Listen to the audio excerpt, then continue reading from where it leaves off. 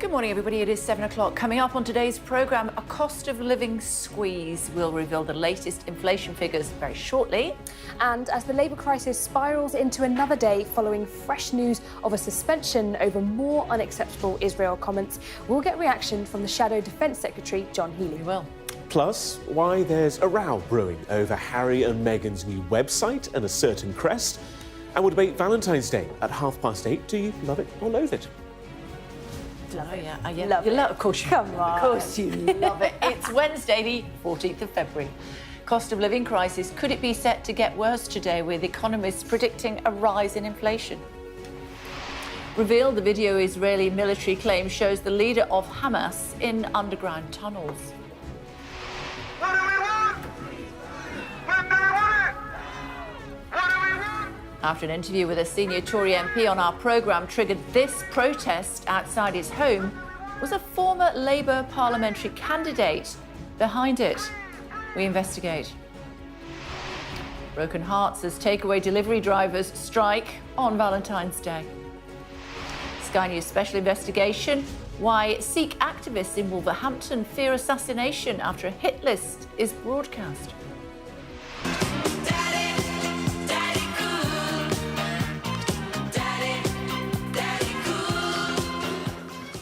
Stingray mystery: shock pregnancy of lone female sharing tank with a shark, leaves an aquarium baffled.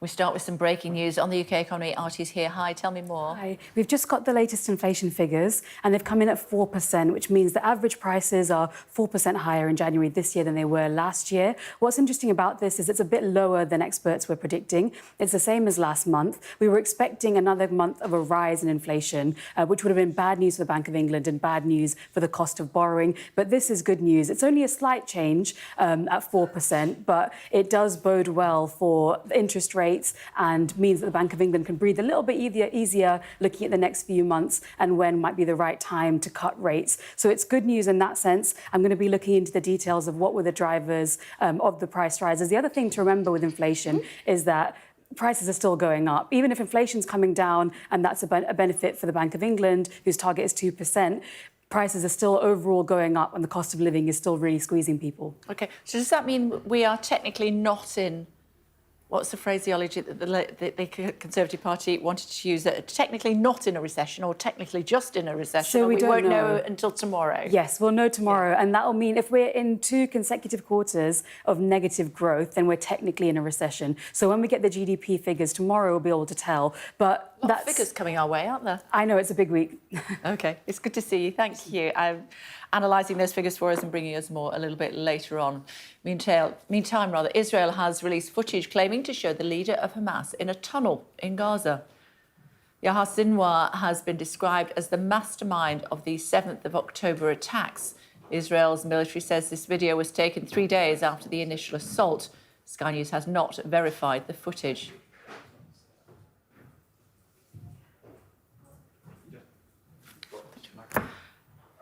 Moving on to other news, thousands of delivery drivers working for companies like Deliveroo, Uber Eats and Just Eat are going on strike this evening to demand better pay and working conditions. The 5-hour Valentine's Day walkout has been organised by grassroots group Delivery Job UK and starts at 5 p.m. We'll be speaking to a driver joining the strike at 7:30 this morning. So do let us know your thoughts on that, or indeed any of the stories that we're covering here on Sky News this morning. In other news, violence and abuse against retail workers has doubled in the space of a year. Around 1,300 incidents were recorded every day in 2022, with staff facing racial abuse, sexual harassment and even physical violence. Again, more on that coming up for you in just a few moments here on Sky News. Valentine's Day. Yes, Valentine's Day. Do you recognise Valentine's Day? I do recognise Valentine's Day. Hello, it's Valentine's Day. I don't kind of do the hello, it's Valentine's Day, but I think, it's always nice to have those moments to think about it, isn't it? Because day in, day out, you kind of go about your normal things, you go to work, you kind of do the commute, etc., etc. It's a little moment like, oh, hang on a second, let's just take a moment to pause. But don't order in tonight. Oh, no, because there's the the Deliveroo, Uber Eats, Yeah. various other delivery drivers, 5-hour strike from 5 p.m. Yeah. They've timed it well. They'll certainly They make their have. point. We're going for a pasta making class course thing. Oh, are kind you? of rather than dining in or out, we're kind of making it and then eating it. Very good. Have you got other stories for us? We certainly do. Let's take you to Pakistan, shall we? Because the leaders of Pakistan's two biggest political parties have agreed to form a coalition government after the recent election failed to produce a winner.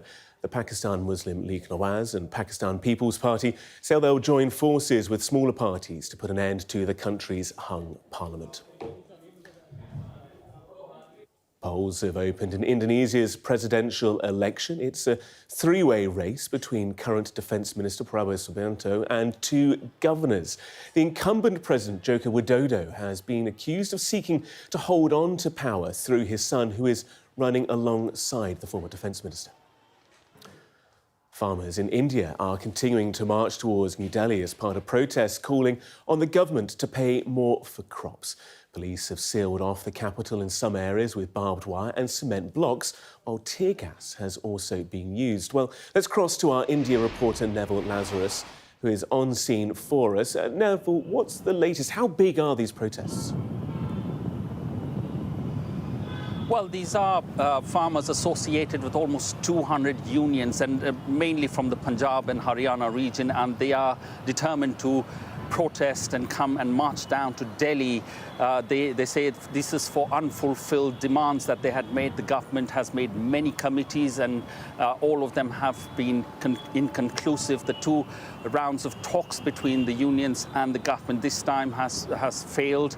The government keeps emphasizing that they are ready for talks, but the unions say that the government's not very serious and it's just a time-consuming exercise. We've seen these.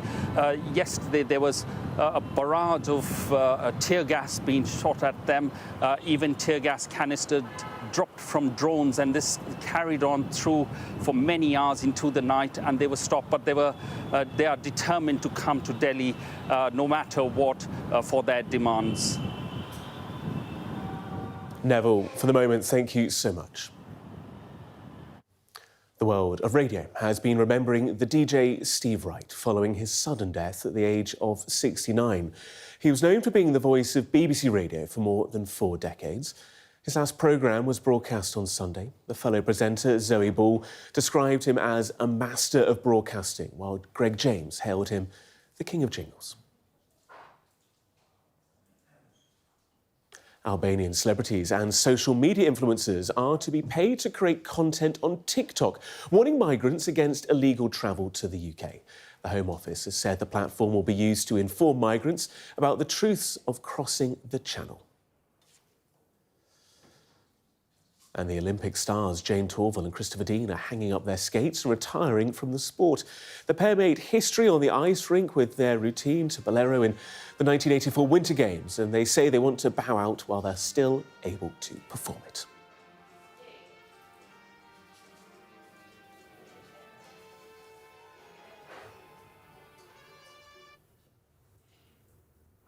Oh, love a bit of Torvill and Dean, don't we? Don't you? Just classic, absolute classic television as well. And I really can't skate, so I find people who can do it incredible. Does he mean me? Yes, people who can do it, absolutely incredible. It was fabulous. I mean, to actually be taught how to dance on ice by Torvill and Dean, world champions, it was spectacular. I show off at Christmas. Rightly so. Yeah. It's so cool. Got that coming. I want to come and see it. Yeah. It's so cool. You can have one of those little penguins. I need one of those little penguins. It is honestly, it is like what, you know those films, they come around every year, those images of a deer being rescued from a frozen lake and kind of, you know, somewhere. I am that deer. OK. Your husband's Canadian, so that's a disgrace. You should be good at winter sports. Exactly. I'll hold your hand and guide you around. Thank you. Meantime, somebody who's been, here we go, skating on thin ice again. What is going on with Keir Starmer this morning? Gosh, Kay, so the drama continues when it comes to the Labour Party. Now, we've had a second suspension of a parliamentary candidate for the Labour Party suspended within 2 days. So this is an ongoing saga that is actually causing a lot of problems for the Labour Party. This second person is Graham Jones, who used to be an MP until 2019, lost his seat and was planning on fighting for that seat again in the next general election. Now, the difficulty is he's come out and said some expletives about Israel in the same meeting that Azhar Ali was making those other comments that many have said were anti-Semitic and completely unacceptable, and that's why Labour pulled their support for him. How could Labour not have known he was in the same meeting? Well, this is the question, Kay. Who else was in the meeting? So there were a group of people. Now, we understand there were 3 Labour people in the meeting. So Azhar Ali, the Labour candidate for Rochdale, who has been suspended, Graham Jones, the Labour candidate for Hinburn, who's now been suspended, and also a third person, Munsif Dad, who is the Labour group leader for Hinburn as well. Has he been suspended? So he has not been suspended, which is really interesting. Now, I understand he has been spoken to, but not suspended. And this is a bit of a murky area in terms of why. Now, I haven't been able to find out yet exactly why he hasn't been suspended, if he's being investigated, or whether it was just a sit-down talking to, and that's the end of that. So there still needs to be some clarity, but I'm hearing that the Labour Party is still trying to establish the facts of exactly what went down in that community meeting, just weeks after the October 7th attack took place in Israel. It's a really, really, really painful situation for the Labour Party, not the Conservative Party. And the difficulty now is it's a question of credibility for Keir Starmer and the Labour Party. The question now remains, is there a problem of anti-Semitism in the Labour Party? Has it been ripped out by the root, or is it actually still there? Is there this kind of dark underbelly that is starting to resurface, partly because of this conflict that we're seeing in the Middle East, that it seems to be bubbling all these things to the surface. So it's pretty fascinating what's going on, and quite painful and difficult for Keir Starmer. Good job. We've got the Shadow Defence Secretary on a bit later on. All those questions to be put to him. For now, thanks very much indeed. Well, here's a full list of candidates and the political parties they represent in the Rochdale by-election. This is after the Labour Party withdrew its support for Azhar Ali. As I said, Shadow Defence Secretary, 7:30. Now, for a Sky News special investigation, British Sikhs say they fear being assassinated here in the UK after a list was broadcast on an Indian TV channel naming enemies of the state. Our data and forensics correspondent Tom Cheshire has spoken to one man in Wolverhampton who says he's gone to drastic lengths to protect himself. The quiet, rainy streets of the suburbs of Wolverhampton. It is an unlikely place to live in fear of assassination. But Kuwant Singh Matada was sitting here at home watching an Indian television channel when this came on. A news report naming enemies of the state. And he was one of them. We know that we've become the government's targets, so that does not mean that we are safe and can get on with our day-to-day as normal. Whenever we go outside or travel, we're very careful, and since then haven't left the country because the Indian government has given us such a big threat. The list came from India's National Investigation Agency, its counter-terror department. Kuwant is speaking for the first time on television. He's an activist who supports a Sikh homeland separate from India called Khalistan. As a result of the list, he constantly checks the CCTV that covers his house. And when he drives to work, he changes his vehicle and his route. Other activists have been targeted. Some have been killed. And Kuwant fears that he is next. Since the hit list was released, I've been feeling insecure that something may happen in the future. If I'm assassinated, then it's the British government's total responsibility. It feels safe here in suburbia, or at least it should, but it doesn't for Kuwant, and that's because people who believe the same things as he does in different countries around the world have ended up dead. For Sikh activists, it looks like a roundup by the Indian government. India has strongly denied those claims, and the Indian High Commission said it had received our request for comment but wouldn't be able to respond before broadcast because of the number of government departments involved. India characterises Sikh activism as extremism and terrorism. It is an extremely contentious issue, and it's one that's even on display in this place of worship in Birmingham. When we're talking about martyrs here, on that wall are the people who assassinated Indira Gandhi, who's elected Prime Minister of India. The Indian government would say, well, that's sort of glorifying terrorism. One man's terrorist is another man's freedom fighter. So these guys stood up when the Indian government was going around from village to village. A Home Office spokesperson told Sky News that British Sikhs contribute immensely to the strength of UK society, that it continually assesses potential threats in the UK, and that they take the protection of individuals' rights, freedoms and safety in the UK very seriously. Those words don't feel like much protection here in the Midlands.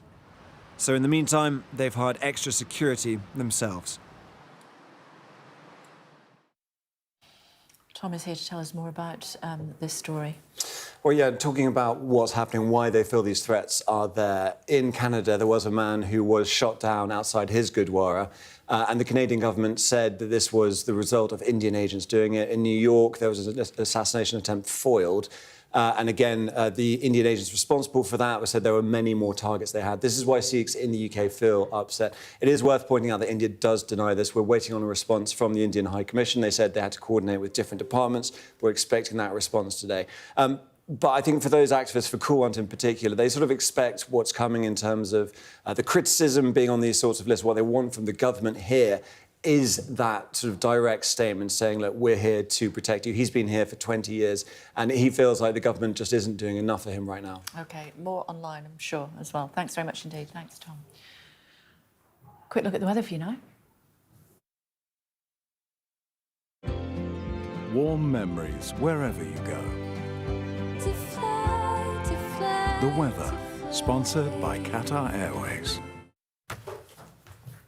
Next few days will be mild or very mild, but it will be rather unsettled for now. There's a big temperature contrast outside. It's freezing in the sheltered north, while double figures in the southwest. It's going to be rather grey through the morning, with bands of rain spreading north and east, but northern Scotland will be largely fine. The south of Ireland, Wales and central England will turn drier by lunchtime. The weather, sponsored by Qatar Airways. Look who's here with us, Chief Secretary to Treasury. You're not, are you? I don't know why it says that.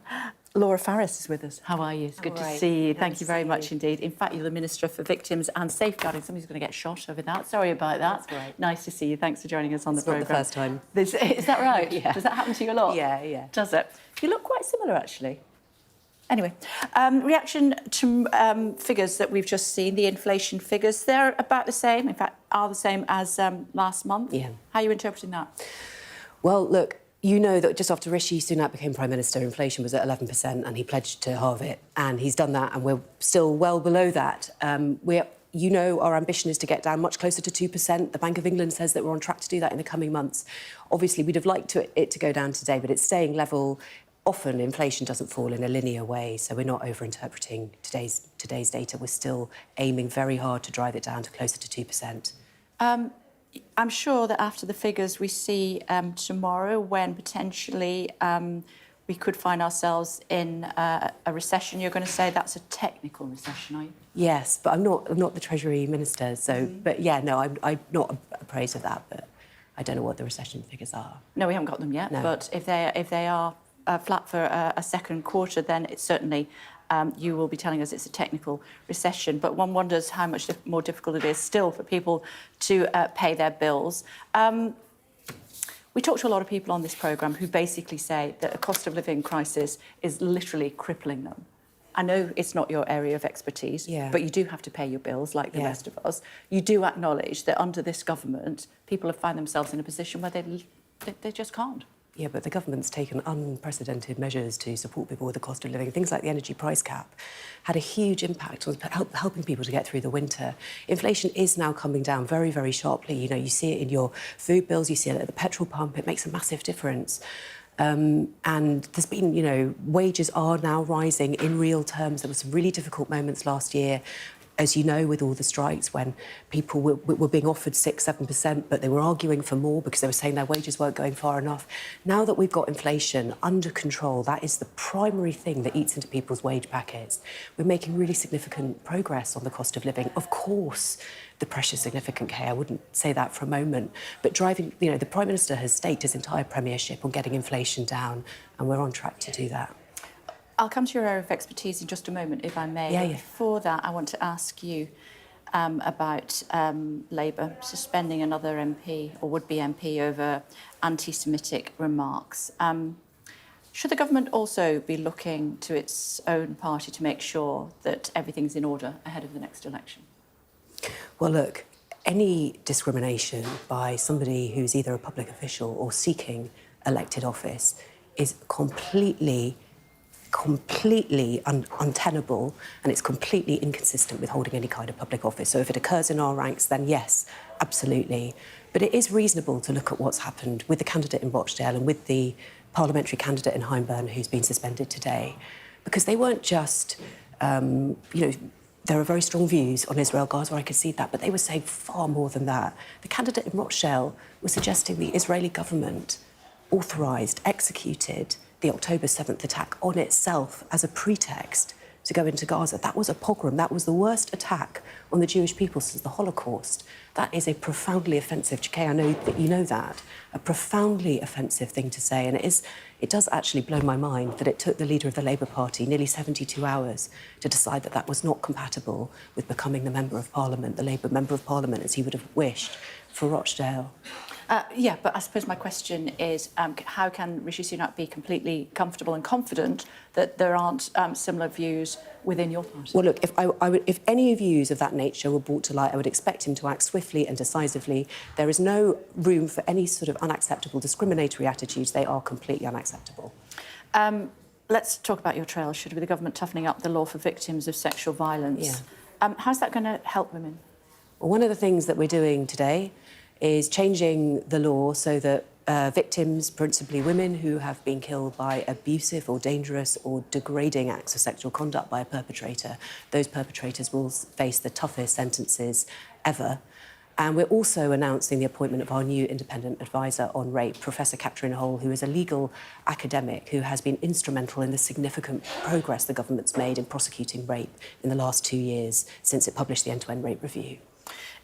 Announcements like these do always sound exactly what people want to hear, but with prisons overcrowded in the way that they are, how realistic is it that people like that might find themselves in jail?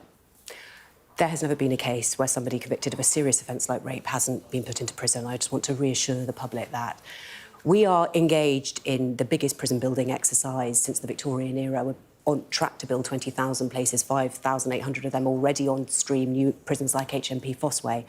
But I just want to say one thing about convicting rapists. Since we came in 2010, we're not only now prosecuting more rape cases than we were then, rapists are already receiving, on average, 50% longer sentences. And we've got when we came in, under the 2003 Criminal Justice Bill, somebody sentenced, for example, to 10 years for rape would have been out under the automatic halfway release scheme after 5 years, automatically after 5 years.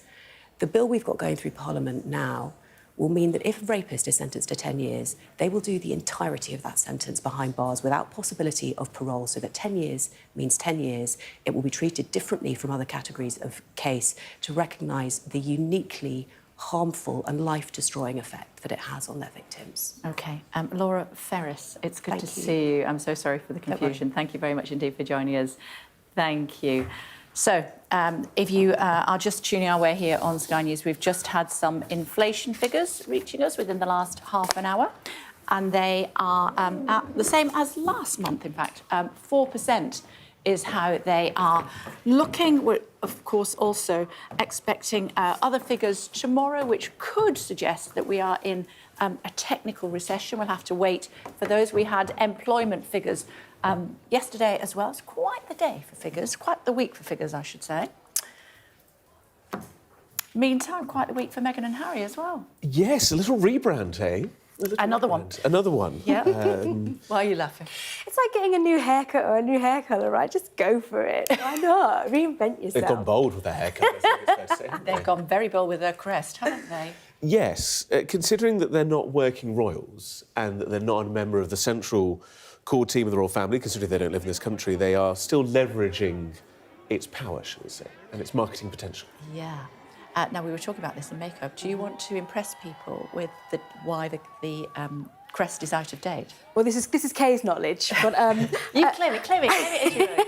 but if I remember correctly, on the crest, in We've got the crest somewhere, haven't we? Yeah, in go on. is it the crown? Yeah, the coronet. The coronet that the lion wears. If there are 5 jewels, then that means you're the grandson of the monarch, and if there are 3, that means you are the king. Is that correct? Have I got it wrong? Enough. I got it wrong. The son of the monarch? The son of the monarch. The son, that was it. Exactly. Yeah, you can't really see it in that picture, but basically, yeah, the lion on the left represents Harry. Okay. And the coronet, if it has 3 prongs, it means that you're the son of the monarch. This one has 5, which was the grandson of the monarch, so it's out of date. So if they're going to use it, I mean, at least use the right one. Yeah, The get one your on the facts right right. is representing, of course, Meghan, and it's supposed to be, if it was in colour, it's blue to represent the Pacific Ocean, and there's some yellow in there as well to represent the California sun. Oh, very nice. Anyway, they're not supposed to be using it. Well, I mean, I can understand slightly why they did. He always goes for the opposite view, doesn't he? I Go can on. understand why Well, they listen. slightly did it. Go on. Because if you went to Archwell, what was it? If you think of it from a marketing perspective, what was it? Was it a production company? Was it a charity? Whereas if you use the Duchess and Duke of Sussex, I can understand why they've done it. But I can understand that I'm sure down the road in BH that there are questions as to whether they should be leveraging this for commercial gain. Yeah. I assume Harry's argument would be, if he's going to get all the bad sides of being a royal, like the kind of media attention and the scrutiny and everything else, then why shouldn't he be entitled to the good sides of being a royal? I'm sure that's what he would argue. More to do with the royal family, probably. I'm just guessing what he would say, Kay. I'm just guessing what he would say. But that would be what I would expect him to argue. OK. Yeah. Still to come on The Breakfast Show for you here on Sky News. We're going to be hearing what the Shadow Defence Secretary, definitely him, John Healey, makes of his boss suspending yet another party member. No Valentine's takeaways tonight. Delivery drivers are on strike. We'll be speaking to one who's joining the walkout. Plus,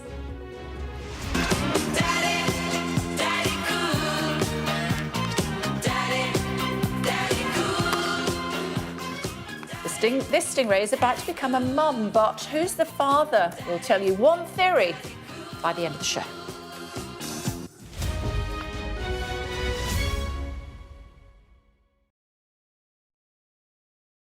Well, we've had a number of pandemics, epidemics, which is well known of plague over the centuries, but the disease never actually went away. It's hidden away in animal reservoirs, usually rodents in certain parts of the world. One of them is Oregon, and the island of Madagascar is another one. So we have to be vigilant because we occasionally see these sporadic cases. I think worried is not the word. I think concerned really about the knowledge of what these organisms are doing. We need to be vigilant, really, because we need to have the right surveillance systems in place, like we have in Oregon, where if the organism crosses from rodents, from animals into humans, the danger is that it could then spread between humans. It's not happened in Oregon, but it has happened recently in other parts of the world.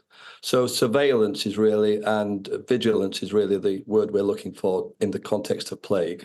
All the common diseases that we've got, or many of them, they've got measles, for example, whooping cough, typhoid, originally were in animals and they spread into humans. And once they start to spread between humans, that's the real danger, because they adapt to humans, the human lifestyle, the human physiology, and they become more of a threat. And that's what happened in the previous plague pandemics, where there was a breakdown in healthcare. In fact, there wasn't any healthcare really in the centuries ago.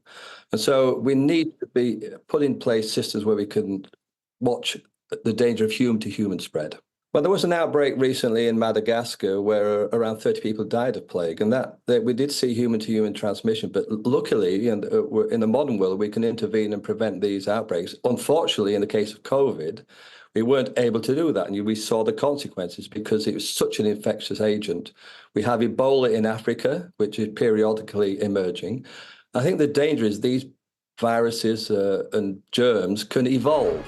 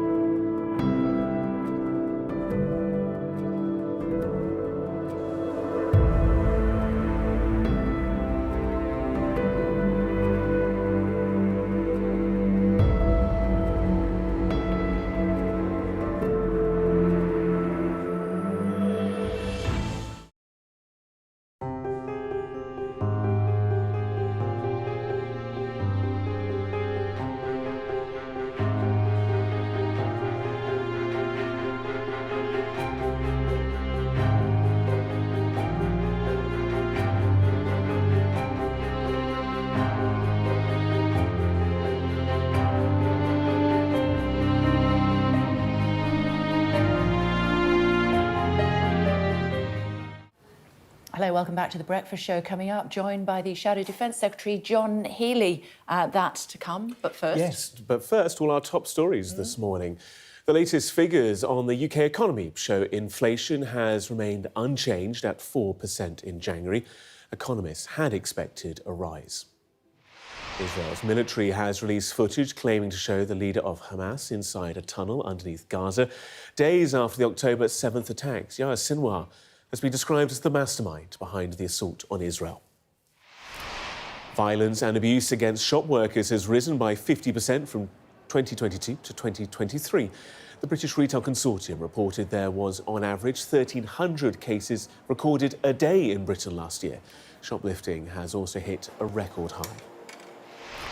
And Sky News has spoken to a Sikh activist in the UK who says he is living in fear of assassination by the Indian state for advocating for a separate homeland for Sikhs. Let's bring in John Healey, Shadow Secretary of State for Defence, should we? It's good to see you this morning. Thanks for taking the time. What on earth's happening to the Labour Party in the northwest of England at the moment? We said that we would set the toughest standards of our candidates and our MPs. It was part of the change that Keir Starmer committed to making to resurrect and rebuild standards and confidence in public life. And so what we've seen is evidence of our candidates saying unacceptable, wrong things. They've been investigated. And in the case of Rochdale and Azhar Ali, as soon as new information came to light, Keir Starmer took a very swift decision that he didn't meet the standards that the public have a right to expect. He didn't meet the standards that he expects of Labour candidates, fit to standards Labour MPs. And so we withdrew support for him at a cost to our own party here, because we leave the people of Rochdale without a Labour candidate to vote for. But it's a case of Keir Starmer putting country and public standards in public life ahead of our party interests. OK, and then yesterday you had to suspend another. Who else was at this meeting? I've no idea who was at that meeting. Let me tell you then, should I? A chap called Munsif Dad. He was also at the meeting. He's the leader, Labour group leader for Hindburn. He was also at that meeting. Why has he not been suspended? I don't know what he was at the meeting. Why Graham Jones has been suspended is not just for being at the meeting, but what's come to light are unacceptable comments that he made that were plain wrong. So he was suspended, then interviewed. And if the party decide and Keir Starmer decides that he too is not meeting the highest standards that the public have a right to expect, and Keir Starmer insists on in our candidates and wannabe MPs, then he will be replaced. I'm surprised that they didn't tell you who else was at the meeting, given that you're coming out to represent Labour this morning. Munsif Dad, as I said, a senior Labour figure in the northwest of England. He must have heard what these two chaps was saying absolutely shocking and indefensible comments. We believe that he's been spoken to. How long before we find out that he's also going to be suspended? You're not ahead of this. Look, I serve in the Shadow Cabinet. I lead for Labour on Defence. I'm not involved in the... You're coming out... No, that's not acceptable, Mr Healy. You're out this morning to represent the Labour Party and to defend the Labour Party when it comes to these absolutely unacceptable anti-Semitic remarks that we have heard just a few days after the barbarism of the 7th of October. One was talked to and then subsequently suspended when you found out what else he'd been saying because you read about it in the Daily Mail. Another one has now been suspended. And now a third one, another senior Labour figure in the northwest of England, also at that meeting. You need to get ahead of this.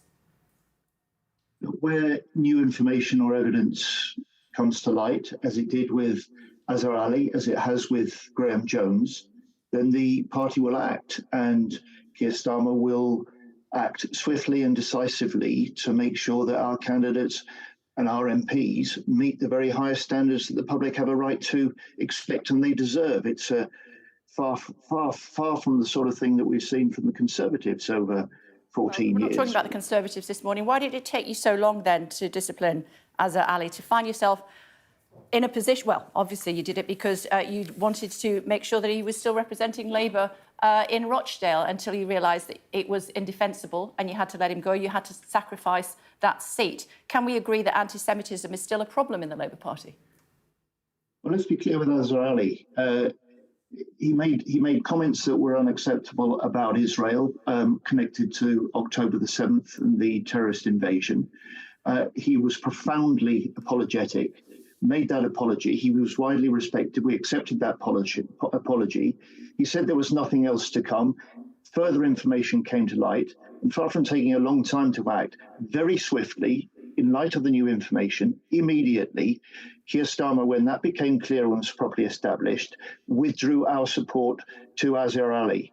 So Labour does not have a candidate in the Rochdale by-election for people to vote for. That's a step that is very unusual, almost unprecedented. It damages the Labour Party, but it is important because Keir Starmer is on a crusade to rebuild public confidence and standards in public life. And you say this is not about the Conservatives, but we have an election tomorrow. We had by-elections I want to talk about Labour. I don't want to talk about the Conservatives this morning, if you don't mind. If we can, if you like, because I want to talk about what happened in Bournemouth East the night before last. Someone came on my programme who was a member of Parliament like you, and then when he went home, it would appear that a member of the Labour Party, or certainly somebody who represented the Labour Party at Bournemouth East in 2019, so again, a senior member of the Labour Party, at least back then, organised a pylon. So 100 people gathered outside that man's house to cause issues for his family. She, if you look at her profile, was a senior member of the Labour Party back in 2019 when she hoped to represent you. She lost by 8,000 votes. What would you say about that? You're telling me something that is entirely new to me. What I would say is, if there are allegations of improper conduct of Labour members, they will be fully investigated. And part of the changes that Keir Starmer's brought in is an independent investigation process. It was part of the Equalities and Human Rights Commission. Changes they required to help Keir Starmer root out anti-Semitism in our party. That has been done. But, you know, Keir Starmer's not created. There will always do things that are wrong, say things that are unacceptable. The important thing is whether parties are willing to act on allegations that come before them. And it is relevant what the Conservatives have done. They had candidates standing as MPs. OK, let me ask you about how the Jewish community should trust the Labour Party going forward. These figures. The public deserve better than that. How can the Jewish community trust the Labour Party going forward? Restoring, retaining the trust of the Jewish community and any community is a constant process. And Keir Starmer is deeply, deeply aware of that. He pledged to root out anti-Semitism as part of the changes he wanted to make to Labour, regarded them as essential. He's done that. But this is not a party of people who are saints, as I say. When people do things that may be wrong, say things that may be unacceptable, the important thing is, how does a party respond? We have an independent investigations process, and when it concerns candidates or MPs, Keir Starmer, we expect, as the public does, the very highest standards, compatible with our... I'm sorry to interrupt you. May we still accept that, agree, then, perhaps, that anti-Semitism is obviously still a problem in the Labour Party in February of 2024? Anti-Semitism is still a problem throughout our country and part of problem in the Labour Party in February of 2024? Wherever there is evidence that there may be anti-Semitic comments or actions, we will investigate. We can't guarantee that no one connected to the Labour Party will ever express something that is wrong or unacceptable. What we can guarantee is that if that happens, we will investigate, and where necessary, we will take action. So it is fundamentally still a problem in 2024, and it's highlighted to the Labour leadership by a story in the Daily Mail. Otherwise, you wouldn't even have known about it. One wonders how much more it is infiltrated within the party, some might say. Well, hats off to the Daily Mail. You know, that's part of the important public role that journalists have of all media. This was information that we weren't aware of, we didn't know about beforehand.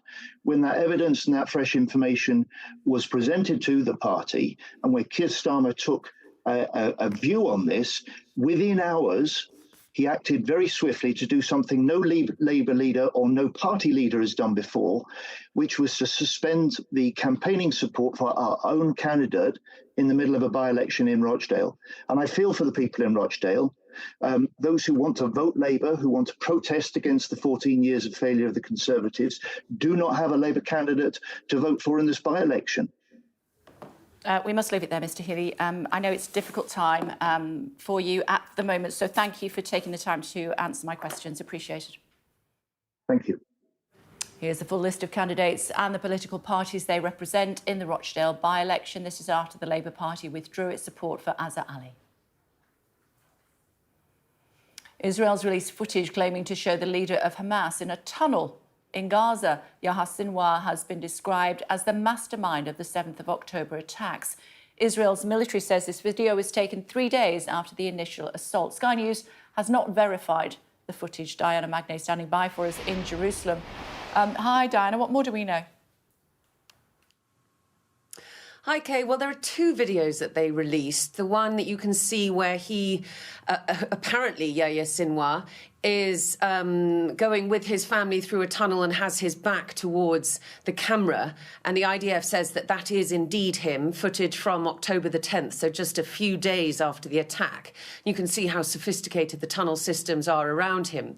And then some other video, which is perhaps more interesting, which the IDF says is more recent, showing the tunnel complex in which he and his family and his bodyguards allegedly lived. And you can see two bathrooms there. You can see a kitchen kitted out with supplies.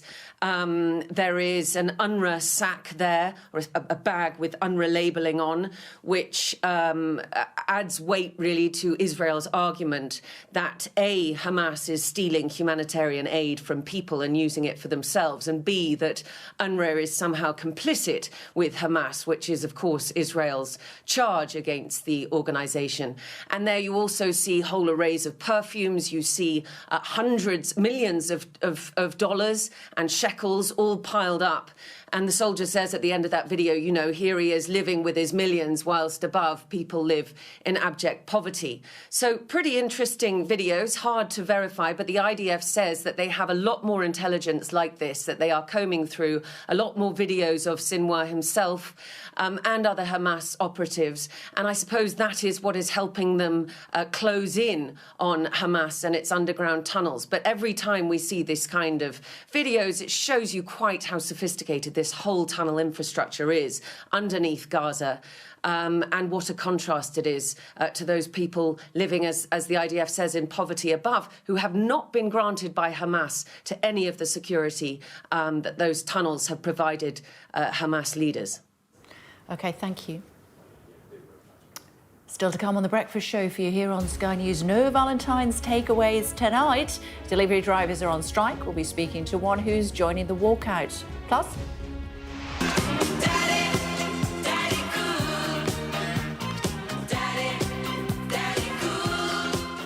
This Stingray is about to become a mum. But who's the daddy? We'll tell you one theory at the end of the programme.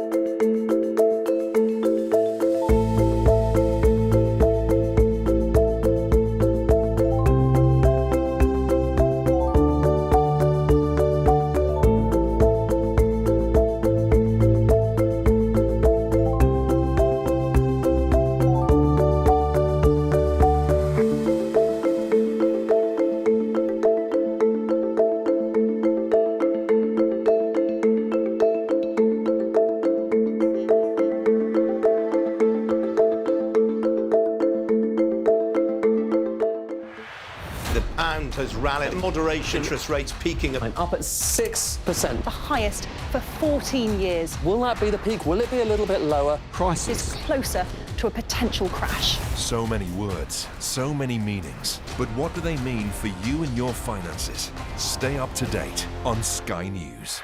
I'm Katie Spencer and I'm Sky News' arts and entertainment correspondent. When you think of Glastonbury, it's mud you want and music. They're going to cross to us live in a minute. Okay. Thank you so much. Brad Pitt is now a prolific producer behind the scenes. It's not a mystery to me. We always were capable of doing this. Oh, they're wonderful children as an audience. Who did that? Maverick here on the red carpet. I'm so excited, Tom Cruise. This is the story of the night. It's the little independent film that could. We take you to the heart of the stories that shape our world. Nor have I ever struck any woman in my life. There's this illusion of power. Are you feeling well? I remember covering the Oscars and that now infamous moment, the Will Smith slap.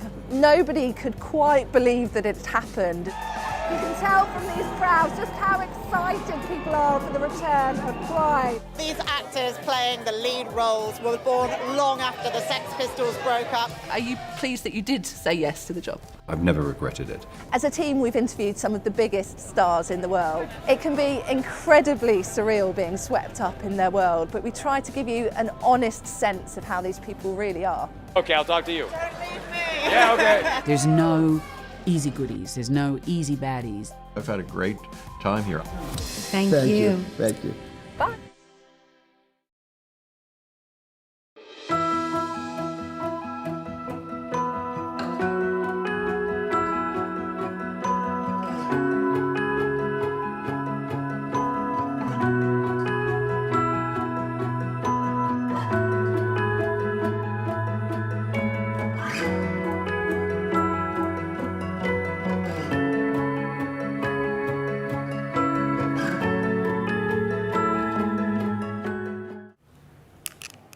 Welcome back to the breakfast programme here on Sky News. Let's bring in Wilf, should we? Hi, Wilf.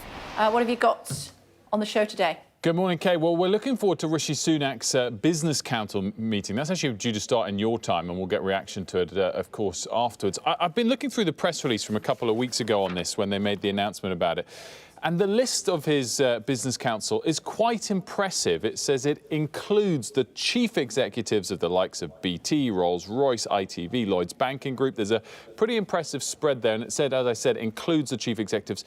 You never quite know if, in fact, the chief executives are the ones that show up. I think when Labour had their own business event earlier this month, we were billed with the big-name companies it was hard to precisely recognise who the executives were that showed up. What I think is interesting is that both parties are really trying to woo business, which as a former business journalist myself, I think is refreshing rather than it trying to be victimisation of the business community. And we'll see who wins that argument, Kay, before the next election, who is getting the backing of business as the most, not just pro-business in their rhetoric, but actually likely to deliver. OK, look forward to hearing more from Tem. Thanks very much indeed, Will. Thank you. Now, delivery drivers for food ordering platforms, including Deliveroo, Uber Eats and Just Eat, are staging a 5-hour walkout today over pay and conditions. Alice has more for us. Morning. Tell me more. Good morning. Well, if you were hoping for a romantic takeaway this evening, unfortunately, that's not going to happen because the strike action is going to be taking place between 5 and 10 p.m. this evening. It's very much a peak time. Now, delivery drivers are going on strike over what they call appalling working conditions and pay. They say their basic pay has been cut by 40%. Now, crucially, these drivers are classified as self-employed, so they're not entitled to the minimum wage. Now, they're demanding a minimum fee increase to £5, and they want £2 per mile after the first mile. And organisers of the strike today say the current rate is forcing drivers to sometimes make risky journeys, perhaps doing shortcuts, and they say that's having a really big impact on the drivers. Now, this strike action today, this follows a massive legal case which rumbled on for a number of years, but it concluded in November with the Independent Workers' Union of Great Britain. They lost their case in the Supreme Court to be able to unionise and bargain on behalf of riders, and it was deemed to be that the riders are not workers and therefore aren't entitled to the same rights that other people would be entitled to. Now, Deliveroo has got a voluntary agreement with the G&B trade union, which is meant to ensure that drivers are at least paid the national living wage. But in response to the strike today, Deliveroo have offered a £10 boost to drivers who do 5 or more deliveries, obviously desperately trying to make sure that drivers don't go out on strike and that they continue to deliver food for people. But strike organisers today say this won't deter the couriers. Yeah, we'll hear more from them in just a second. Thanks very much. Before that, now, let's hear from a Deliveroo spokesperson. Deliveroo aims to provide riders with the flexible work riders tell us they value attractive earning opportunities and protections. Rider retention rates are high, and the overwhelming majority of riders tell us that they are satisfied working with us. What about Just Eat? They say, we take the concerns of all couriers on the Just Eat network extremely seriously. We provide a highly competitive base rate to self-employed couriers and have a good relationship with the vast majority of couriers across our network. And there's more. Uber Eats. They say we offer a flexible way for couriers to earn by using the app when and where they choose. We know that the vast majority of couriers are satisfied with their experience on the app. Let's see, should we? Ulysses, Sophie is with us now. Hi, it's good to see you. Hi, good morning. Thank you very much. Which ones do you work with? I do work for Deliveroo, Uber Eats and Stuart. OK. And how are they treating you? Well, the fees are going down. They're making our life a lot harder. Since January, we start noticing that our fees are going down. We are not able to meet our targets, and this is affecting our livelihood. There are a lot of family men who are really anxious and fearing if they're gonna make the ends meet, and this is a concern among all of us. So give me an idea, give our viewers an idea this morning, what you might make in a normal delivery. Right, so most of us are working 10 to 12 hours a day. Wow. Some start at 7 o'clock in the morning and go up to 9, 10 o'clock in the evening. Most of them eat on their own mopeds. They don't even have time to stop. I would say right now, with the way the things are, people are making 10 to 12 pounds an hour working for companies like Deliveroo and Uber combined. This is less than national living wage. So if someone works from 10 to 11 hours, they might make 105 to 110 pounds. Some of us are lucky to have 3 accounts and that we might make a lot more. But bear in mind, we are working 8 to 10 hours a day. And at the end of the day, this is gross. We still have to set aside money for tax, insurance, and other expenses. So what communications have you had with the companies? Communications, What have they said when you've spoken to them? And Right, you so said, we- look, we- we're going to go on strike because this is just not tenable for Right, us. we took a stand and we sent an open letter to all the companies. Deliveroo was the only one who replied to us. They did not address our concerns regarding pay and structure, fair wage structure. But they said that we are represented by GMB Union and that we should look for our rights with them. But we never heard from them. So you've not heard from the union either? No, we never heard from them. And it's funny because after they sent this letter, we got approached by GMB saying, hey, hello, we are your union. And we all know you're not. And what are your personal experiences as a delivery driver? It can be quite a dangerous thing to do, can't it? It is a dangerous job, right? So we had to go through long hours. And there's a lot of violence on the streets now. A lot of thieves. We got WhatsApp groups with daily messages saying, hey, I just got my moped stolen. We got to be on police sometimes because some of our mopeds got trackers, and then we had to gather like 15, 20 drivers and try to recover the moped. And not just that, there's a lot of hit and run, especially for people working night shifts. Yes, there's a lot of racism and xenophobia from customers. We got to deal with drunk people. It's quite dangerous, so I think we deserve a fair pay. OK, well, let's see what happens. You're going on strike today for 5 hours, and you may strike every Friday, depending on what happens. Depends what will happen. Okay. We want these companies to come and forward and talk to us, but... OK, keep in touch with us, will you, and let us know what happens. Thank you so much. Appreciate it. Cheers. Thank you. Thank you. Now, staff at an aquarium in North Carolina are preparing for the arrival of 4 Stingray pups. Their conception is a bit of a mystery, though.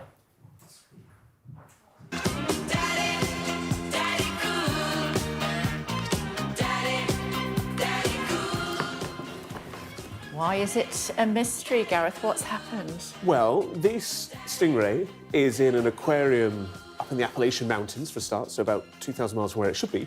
And it's not been with a male for 8 years. Not been with a male. The keepers saw that it was not being with a male. This kind of sounded kind of as though I was from the 1980s. Mary Whitehouse would be proud of that. And it hadn't been with a male for 8 years, and it had enlarged. They thought they'd overfed it. They thought it might have a tumour, but it's actually got 4 eggs inside it, which are called pups. So amazing. It's so cool that somehow this female So daddy stingray, cool. Right. Who's the daddy? Well, there had been some cheeky suggestions that potentially the sharks in the tank were to blame. What? Come on. Which is why I wanted to use the music Baby Shark. Okay, that makes You sense. see where I was going with that? I see the logic. Yeah. But it's not actually the case, because anatomically and DNA-wise, the two can't replicate. It's a process called parthenogenesis. Parthenogenesis, which is very complicated, but it has been seen in animals before, but never in a round stingray. There we are. You know, Science Corner, Science Corner. He knows everything. We are back in just a few moments with all today's top stories. Stay tuned.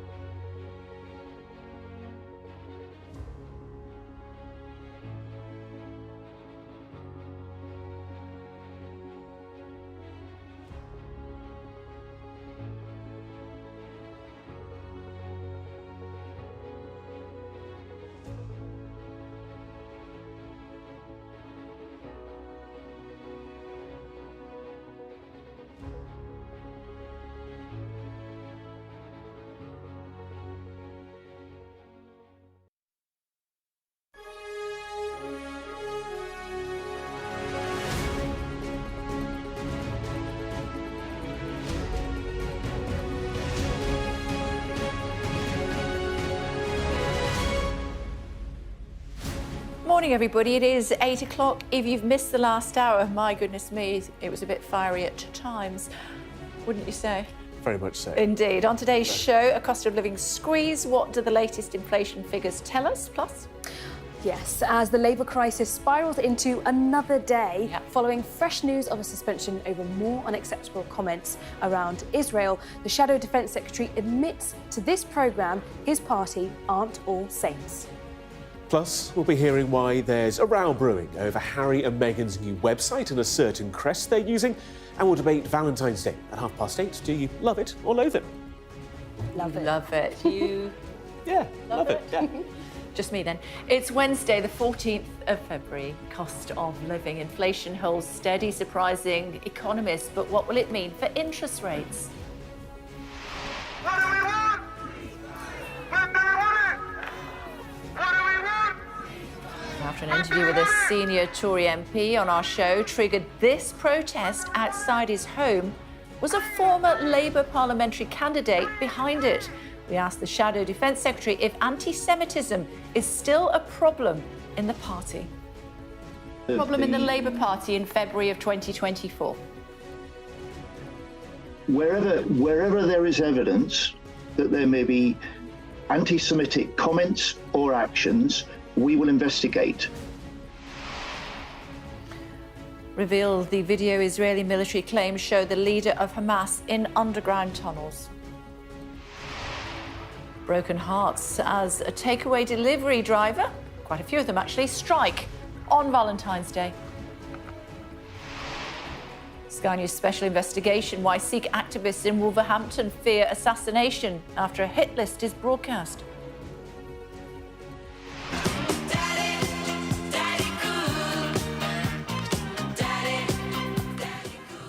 Stingray mystery, a shock pregnancy of a lone female sharing a tank with a shark leaves an aquarium baffled.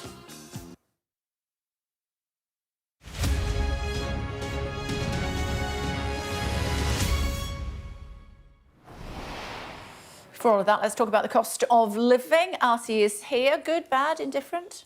Well, better than we thought, so that's something. But inflation is at 4%, which is still double the Bank of England's target of 2%. Having said that, experts did think it would be a little bit higher than 4%. So there is a little bit of a relief, and it's raised the hopes that the Bank of England will be able to cut interest rates and bring down the borrowing a little bit sooner than expected and relieve some of the pressure on households and businesses. I have got a bit more information on what went into the rate this time. So it might be the same in January as it was in December, but what actually went on within that is quite different. So car prices, the cost of second-hand cars went up for the first time in months. And we also saw the first monthly fall in food prices in 2 years, which will have families breathing a sigh of relief.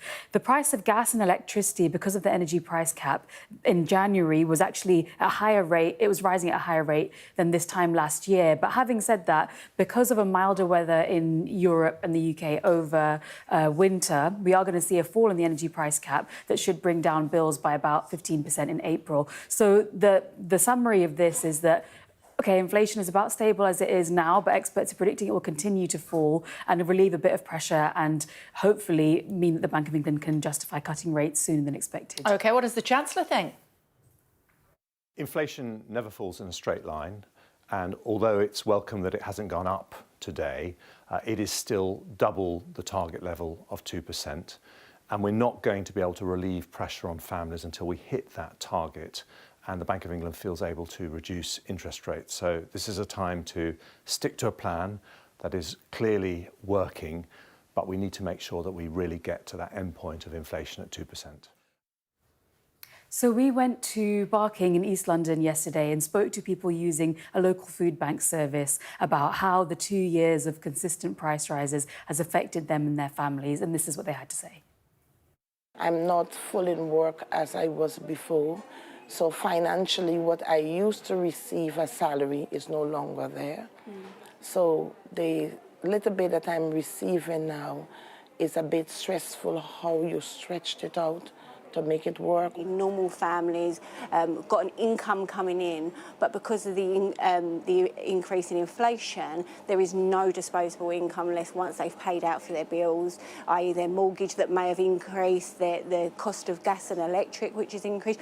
There's nothing left for food for the family, and that is a difference that I've seen recently. And we've got more figures out tomorrow. Yes, tomorrow we're going to get the economic growth figures, which are expected to show a second 3-month period of decline, which would mean that we're technically in a recession. And what this adds up to is even more pressure on the Bank of England to not squeeze borrowers with higher interest rates. Let's wait and see what happens. Thank you. Meantime, let's talk about Keir Starmer under pressure again this morning to try to limit the damage to his party after being forced to suspend a second parliamentary candidate over comments allegedly made about Israel. The Shadow Defence Secretary came on the programme this morning. This is what he said. This is not a party of people who are saints, as I say. When people do things that may be wrong, say things that may be unacceptable, the important thing is, how does a party respond? We have an independent investigations process, and when it concerns candidates or MPs, Keir Starmer, we expect, as the public does, the very highest standards, compatible with... I'm sorry to interrupt you. May we still accept that, agree then, perhaps, that anti-Semitism is obviously still a problem in the Labour Party in February of 2024? Anti-Semitism is still a problem throughout our country and part of problem in the Labour Party in February of 2024? Wherever there is evidence that there may be anti-Semitic comments or actions, we will investigate. We can't guarantee that no one connected to the Labour Party will ever express something that is wrong or unacceptable. What we can guarantee is that if that happens, we will investigate, and where necessary, we will take action. Well, that didn't help, did it? My gosh, Kay, that interview was extraordinary. It was actually extraordinary. John Healey there, first of all saying we are not a party of saints when you were trying to ask him about whether the Jewish community should trust the Labour Party. I think that wording, the way he phrased that, was not going to be helpful for the Labour Party when they're in such a mess as it is. Also, when you asked if anti-Semitism was still a problem in the Labour Party in February of 2024, now, he couldn't say no. He just said anti-Semitism is a problem in our country, essentially insinuating that it's a problem in our country, therefore it's a problem everywhere, which makes sense logically. But again, when you're in such a mess like this, potentially, possibly, partly of your own doing in terms of the handling of the mess, to then just essentially sounds like you're not denying that there's a problem in your party, that is not a good look for the Labour Party. It's not a good look for Keir Starmer after all the work they have done. He was trying to make the point that essentially Labour has done so much work and they will continue to do work and there's still work to be done and they are committed to that and taking it seriously, but that's not quite how it came across. I think that was really quite surprising, some of those comments from John Healey there. Yeah. And the front page of the Daily Express today, leading on from an interview that we did with Tobias Ellsworth. And as we can see, there was a pylon organised outside of his home. About 100 people were there. At his home, you know, this is not, it's not like the cops with guns when they're inside the Palace of Westminster behind us. Yeah. This is at home where his family live. Yeah. 100 with bullhorns shouting abuse at him. And it transpires now that it looks as though it was organised by, don't know if she's still a member of the Labour Party, but certainly a senior member of the Labour Party previously. Yeah, it's really, really fascinating, Kate. Back in 2019, she was a Labour candidate. She didn't win, but she was a Labour candidate, and therefore, as you put to John Healey, therefore she was a senior member of the Labour Party, even if she isn't anymore. He had no idea about any of it. He had nothing to say, essentially, because he hadn't read into it, he didn't know about it, hadn't been briefed on it. On the front page of the papers. And it's also a big double-page spread in the Daily Mail as well, so there's more than one paper that's picked up on this since the interview that you did with Tobias Ellsworth. I think it was also interesting, he had nothing to say about who was at that meeting that we've been speaking about, that community meeting that's got Labour into such a mess. So just to clarify, that's two things there, isn't it? Yeah. So just to clarify, this is the spread in the Mail, and this is illustrating who was, according to Tobias Ellsworth, and the police also verified this, that's the woman that organised this pylon. Separately, he didn't know about that. Separately, he also didn't know who was in the room in the northwest of England in just after the 7th of October, barbarism. Exactly, and that's the thing. So he didn't know about multiple things that you asked him about, Kay. So he also didn't know this controversy we've had with former MP Graham Jones, Azhar Ali, Labour candidate of Rochdale, no longer Labour candidate of Rochdale, both have been suspended, and a third senior Labour figure, Munsaf's dad, who was also there. Now, you had to tell him. You had to tell him. It was the first he was hearing of it, which is really quite fascinating that he wasn't told about this before he came on your programme, and therefore he could explain it. But all we know is that Munsaf's dad has not been suspended. He's been spoken to. And so the questions still remain as to why he hasn't been suspended, because he was in that meeting. Did he pipe up? Did he defend Keir Starmer? Did he defend Jewish members of the Labour movement? Or did he let those comments lie and say nothing? That kind of stuff we need to hear from the Labour Party. Exactly. And I'm sure that story will continue to develop. If it was a headache, then it was a migraine. I don't know what it is today. Life support, no, I'm sure it's not. Here is the full list of candidates and the political parties they represent in the Rochdale by-election. This after the Labour Party withdrew its support for Azhar Ali, as we've just been discussing. He will still appear as Labour on the by-election ballot paper, but he will not sit as a Labour MP, I think I'm right in saying, if he wins. No, correct. I mean, creating a very complex situation for people at the ballot, hugely so. Let's actually turn our attention now to top stories, including the situation in Israel and Gaza, because Israel's released footage claiming to show the leader of Hamas in a tunnel under Gaza. Yahya Sinwar is being described as the mastermind of the October the 7th attacks. Israel's military says this video was taken 3 days after the initial assault. Sky News hasn't been able to verify the footage. Thousands of delivery drivers working for companies like Deliveroo, Uber Eats and Just Eat are going on strike this evening to demand better pay and working conditions. The 5-hour Valentine's Day walkout's been organised by grassroots group Delivery Job UK and starts at 5 p.m. Violence and abuse against retail workers has doubled in the space of a year. Around 1,300 incidents were recorded every day in 2022, with staff facing racial abuse, sexual harassment and even physical violence.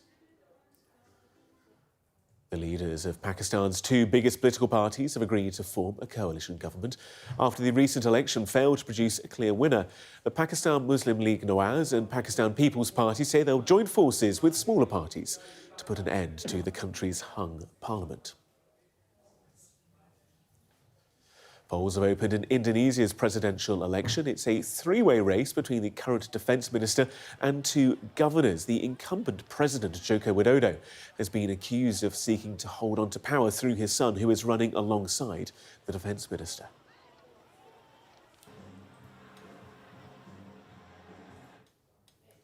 Farmers in India are continuing to march towards New Delhi as part of protests calling on the government to pay more for crops. Police have sealed off the capital in some areas with barbed wire and cement blocks, while tear gas has also been used. Well, let's cross to Neville Lazarus, our India reporter. And Neville, just give us a sense of the scale of these protests. Well, these are fairly large numbers. Farmers associated with almost 200 farm unions across Punjab and Haryana mainly.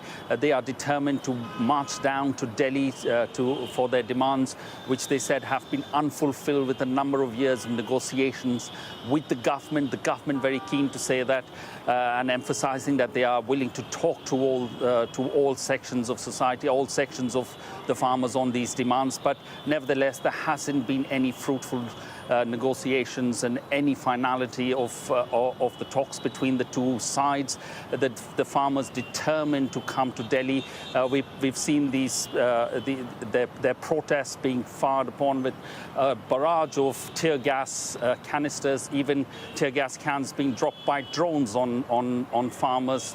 Water cannons being used on them, but they are determined, and all along the way from where they are in Punjab through Haryana to Delhi, they are have been stopped by a large number of arrangements made by governments of containers, concrete blocks, razor wire, even nails and iron rods embedded into the ground. But the government's very keen that they resolve this issue quick and fast, and they don't want to enlarge it because almost 60 to 70% of the population of this country is directly or indirectly associated with the farming. And with elections in the next few months, the government does not want to antagonize this very large and influencing voting bloc.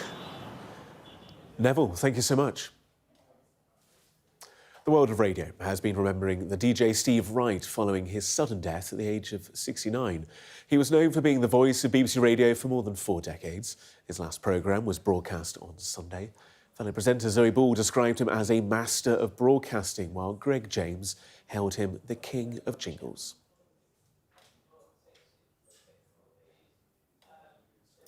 Albanian celebrities and social media influencers are to be paid to create content on TikTok, warning migrants against illegal travel to the UK. The Home Office has said the platform will be used to inform migrants about the truths of crossing the channel. Now, for a Sky News special investigation, British Sikhs say they fear being assassinated here in the UK after a list was broadcast on an Indian TV channel naming enemies of the state. Our data and forensics correspondent, that's Tom Cheshire, has spoken to one man in Wolverhampton who says he's gone to drastic lengths to protect himself. The quiet, rainy streets of the suburbs of Wolverhampton. It is an unlikely place to live in fear of assassination. But Kuwant Singh Matada was sitting here at home watching an Indian television channel when this came on. A news report naming enemies of the state. And he was one of them. We know that we've become the government's targets, so that does not mean that we are safe and can get on with our day-to-day as normal. Whenever we go outside or travel, we're very careful, and since then haven't left the country because the Indian government has given us such a big threat. The list came from India's National Investigation Agency, its counter-terror department. Kuwant is speaking for the first time on television. He's an activist who supports a Sikh homeland separate from India called Khalistan.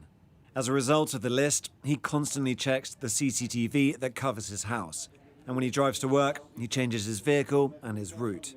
Other activists have been targeted. Some have been killed. And Kuwant fears that he is next.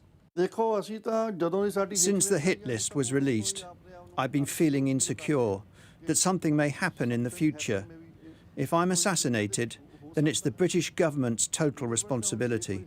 It feels safe here in suburbia, or at least it should, but it doesn't for Kuwant, and that's because people who believe the same things as he does in different countries around the world have ended up dead. For Sikh activists, it looks like a roundup by the Indian government. India has strongly denied those claims, and the Indian High Commission said it had received our request for comment but wouldn't be able to respond before broadcast because of the number of government departments involved. India characterises Sikh activism as extremism and terrorism. It is an extremely contentious issue, and it's one that's even on display in this place of worship in Birmingham.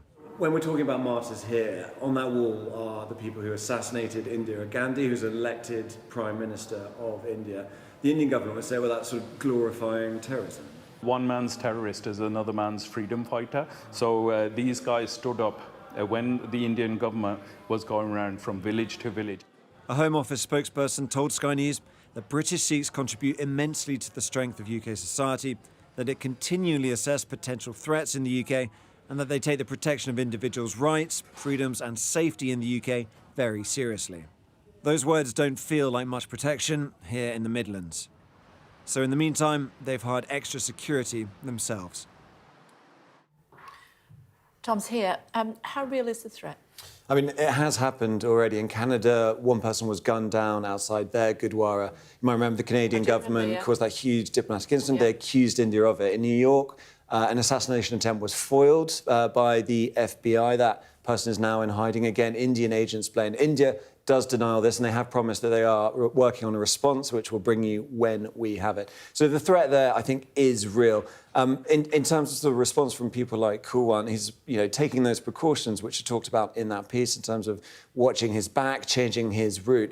But what he really wants is what he hasn't had from the British government so far. In Canada, they've been very forthright about speaking out about it. Same in the US, maybe slightly more muted, but at least it's sort of in the public debate.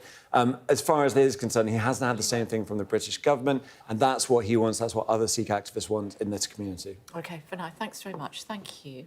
Waiting to hear more from the Indian government. Meantime, Israel has released footage claiming to show the leader of Hamas in a tunnel in Gaza. Yahya Sinwar has been described as the mastermind of these 7th of October attacks. Israel's military says this video was taken 3 days after the initial assault. Sky News has not verified the footage. Diana is in Jerusalem for us. So tell us more about this footage, how it came to light. Diana, good morning.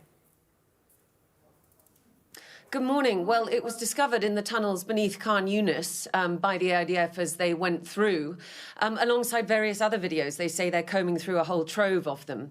And there are 2 which are of interest, which they've released. The one that you've just talked about, which shows who the IDF says is Yahya Sinwar and his family going through the tunnels, but because it's from the back, it's difficult really to verify that. And then there is another one where an IDF soldier basically takes us through the complex which the IDF says belonged to Sinwar, his family and the bodyguards who looked after him. And you can see the sort of elaborate nature of that complex. There are a couple of bathrooms, there is a kitchen with a lot of supplies in it.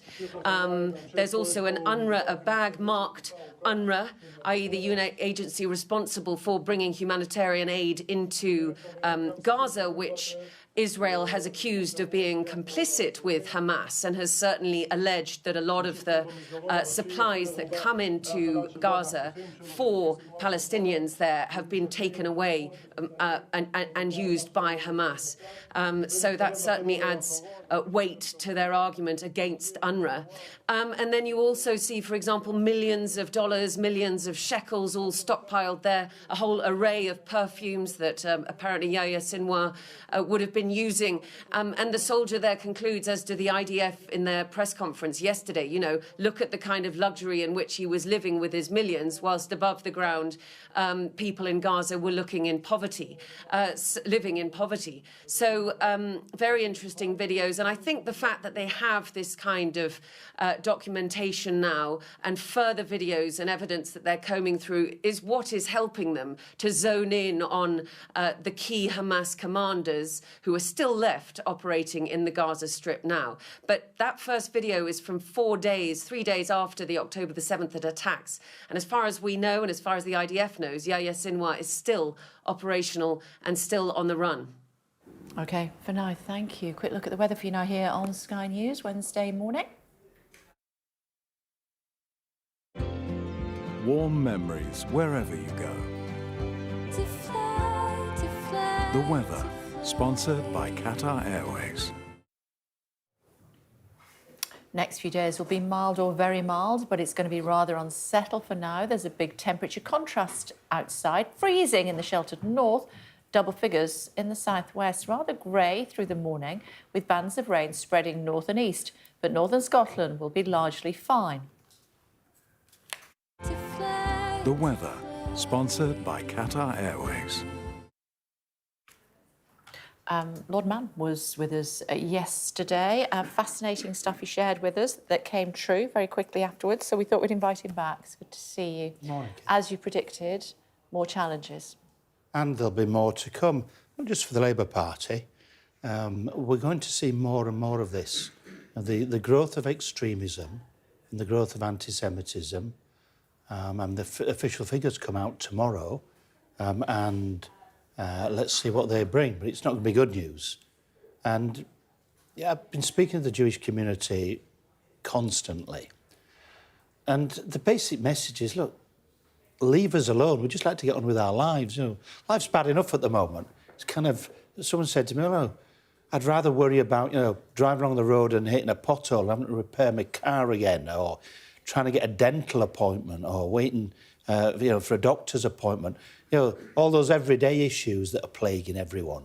And I'm just listening to your weather there. It's grey, it's cold, it's rainy in February. And Jewish community, can you just get out of our hair is what they're saying. We're sick of it. We're sick of being targeted. And, it's happening more and more every day.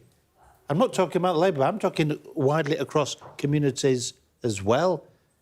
I'm seeing more examples of bad things going on with Jewish people being targeted.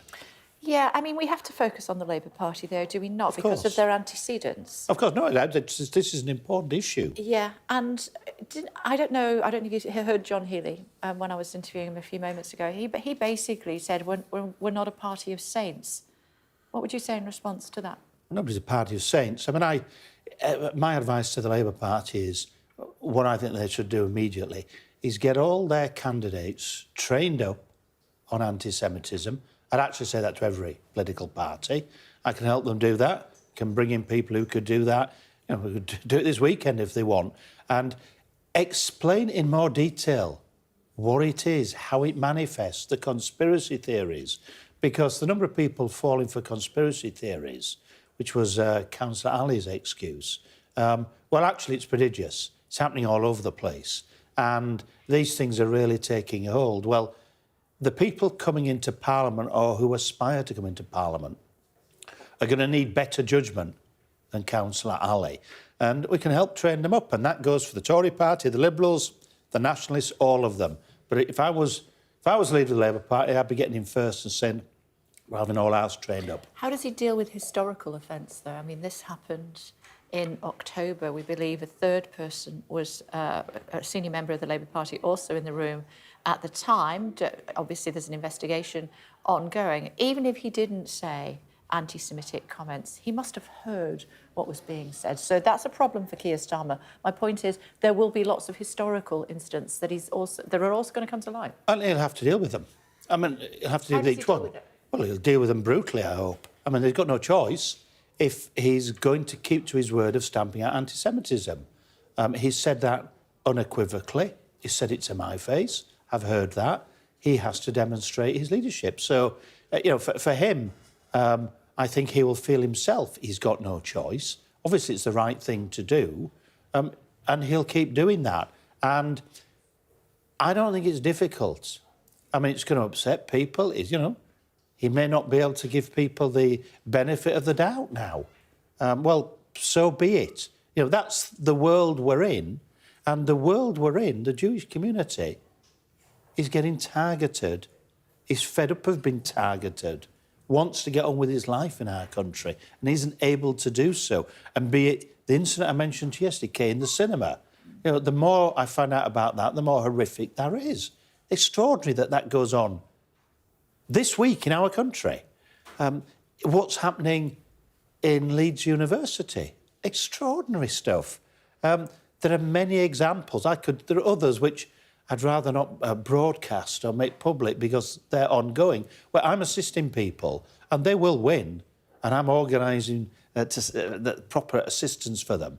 But they've been targeted in their jobs because they're Jewish. And this is going on routinely across the country. So it would be very helpful to the Jewish community for Keir Starmer to execute no tolerance, and anything backdated, no tolerance for that, no excuses, sort it out, get rid of these people. And, sometimes that might be unfair. That's life. How much of a challenge might this be, finally, for Keir Starmer, Sir Keir Starmer, at the next election, in your opinion? Well, if he doesn't get on top of it, it's a problem, full stop. It's a problem intellectually, it's a problem practically. He's going to need to show leadership. I said to you yesterday, I thought it was a bold move in throwing a by-election. It is a bold move.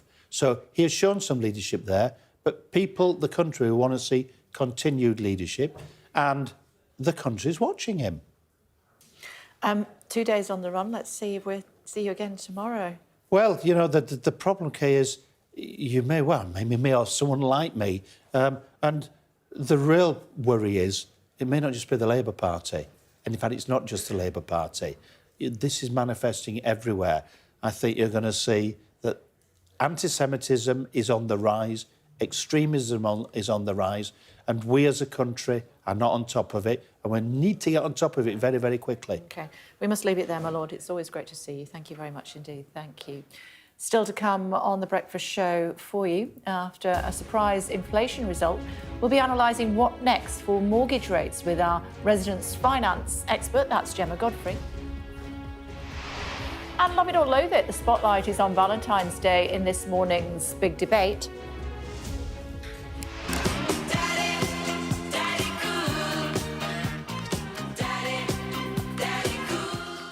Plus, the Stingray is about to become a mum, but who's the daddy? We'll tell you one theory at the end of the programme. You won't believe it.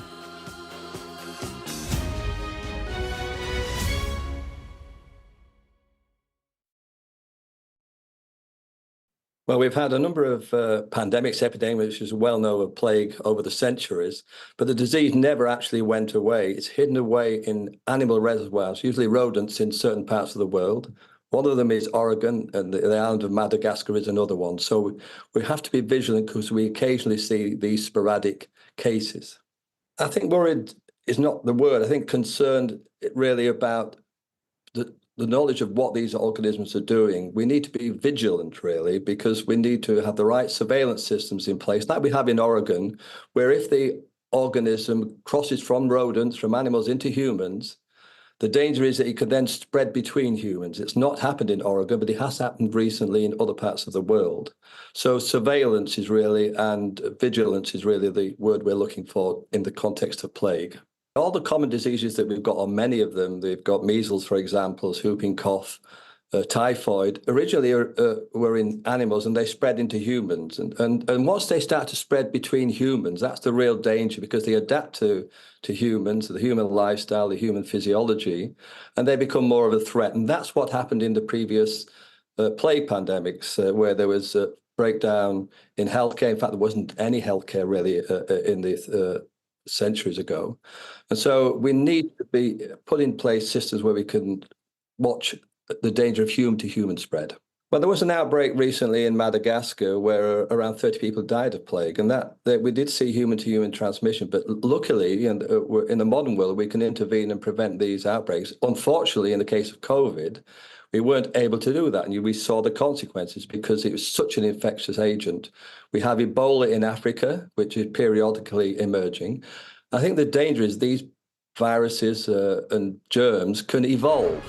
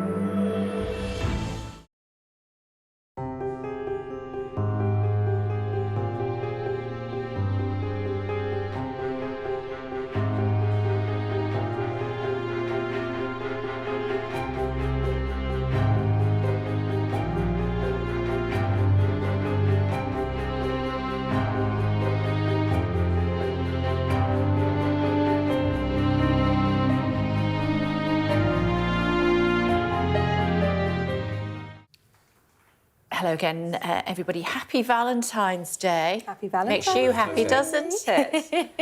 We're talking about that in just a moment or two. Coming up, Rishi Sunak also prepares to sit down with business big dogs. Big...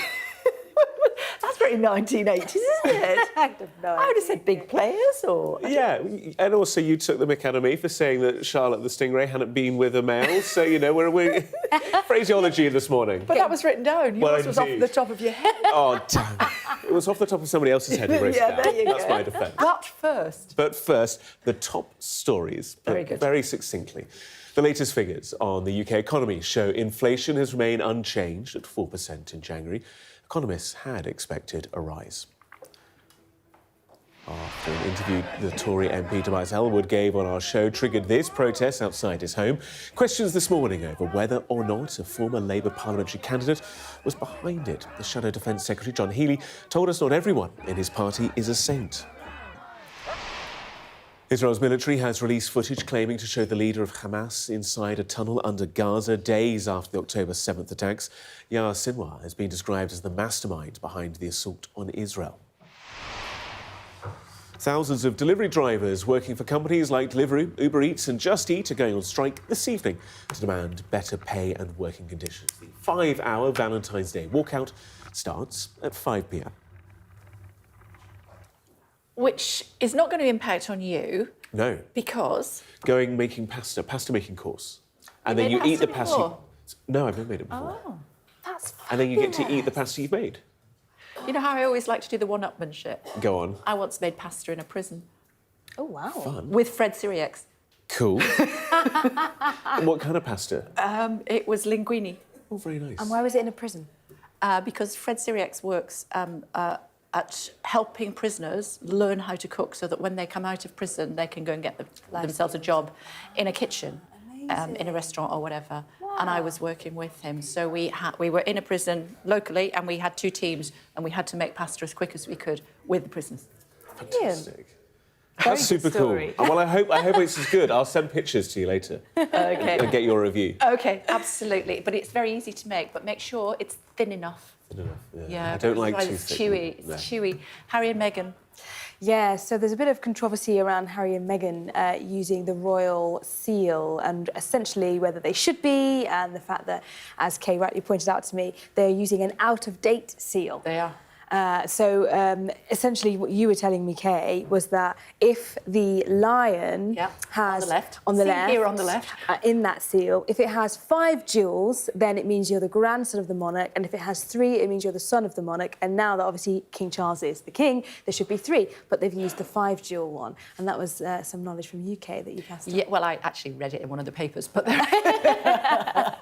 but it's interesting stuff, isn't it? Talk about that in more detail. I hope they have a happy Valentine's. I mean, they're obviously deeply in love with each other. So whatever happens with their signature, what's it called? Seal. Seal. Yeah, not that sort of seal. Seal of a... Exactly. Although we do have more aquatic news coming up, don't we? We do. I like what you did there. Now, roses are red, violets are blue. Some of us love Valentine's Day, but the question is, do you see what we did there? It's a big question. Some of us either absolutely think it's one of the best days of the year, whereas others can't wait to see the other side of Valentine's Day. So what we thought we would do is have a chat about it. Daisy and Francesca are here to talk about it. Daisy, to you first of all, what do you think? I'm pro. I think we need a big, fun, camp, red, glittery celebration in the middle of February. And I think it's a great time to show our love in all its forms. And it's not just about, getting love and counting our cards and working out who our admirers are. It's about showing the people in our lives that we love them. And that can be a romantic partner, but it doesn't have to be. Francesca? I agree. It's lovely to have something to jazz up the very bleak time of winter. However, Valentine's Day is about romance. And I can say this as someone who's been single for 5 years. In the run-up to it, it's a reminder to people who are single or perhaps unhappy in their relationships that we do prioritise romantic love in society. And I think that couples have their anniversaries. We have different times to celebrate that. It seems antiquated at a time when we are prioritising things like friendship a lot more than ever before, to have this whole month lead up, it seems, in the supermarkets and the marketing all around romantic love. I know what it's like to be single on Valentine's Day. My new novel, Limelight, draws quite heavily on that. It starts on Valentine's Day, and it's all about that experience of wondering what everyone else is doing. And what I really wished I'd done is that I celebrated myself and celebrated other people a bit more. That I think Francesca's absolutely right, that it does seem quite antiquated to focus on romantic love, but I don't think that we have to do that right now. I also think that, you know, I am married, and I don't know if my husband's watching, but I definitely take him for granted sometimes. So I'm really happy to have a reminder to cherish and celebrate him. I think that's it, that we're so used to sort of, you know, complaining about our partners. I also remember, you know, when I was single, thinking, oh, if I was in a relationship, I'd be perfectly happy and all the time. Now I know that's not always the case. So, you know, I think it is lovely to have that prompt and to, you know, that we're able to look to sort of the ordinary parts of our relationship, to celebrate those rather than looking out. And I don't think anyone is expecting the 100 red roses for £800 or whatever it is. But I think it's a great day for a sweet, silly, sentimental gesture. It's nice to have a nice dinner in the middle of the week or a card. What's your husband's name? He's called Dale. Dale, if you're not watching, mate, there'll be hell on when she gets home. I'm just telling you, I'm recording it as well. I mean, I'm not particularly one for Valentine's Day, but I get lots of cards. That's not showing off, because I get one from my son. I get one from a gentleman who watches in Preston, and he sends me a Valentine's card every year, which is lovely. And I also get one from the dogs. I can always tell which one's from them, because it's all a little bit dog-eared on the corners, big paw prints on it. And it's nice to get the surprise, but I'm not sure that, you know, I don't know, I'm making your case for you.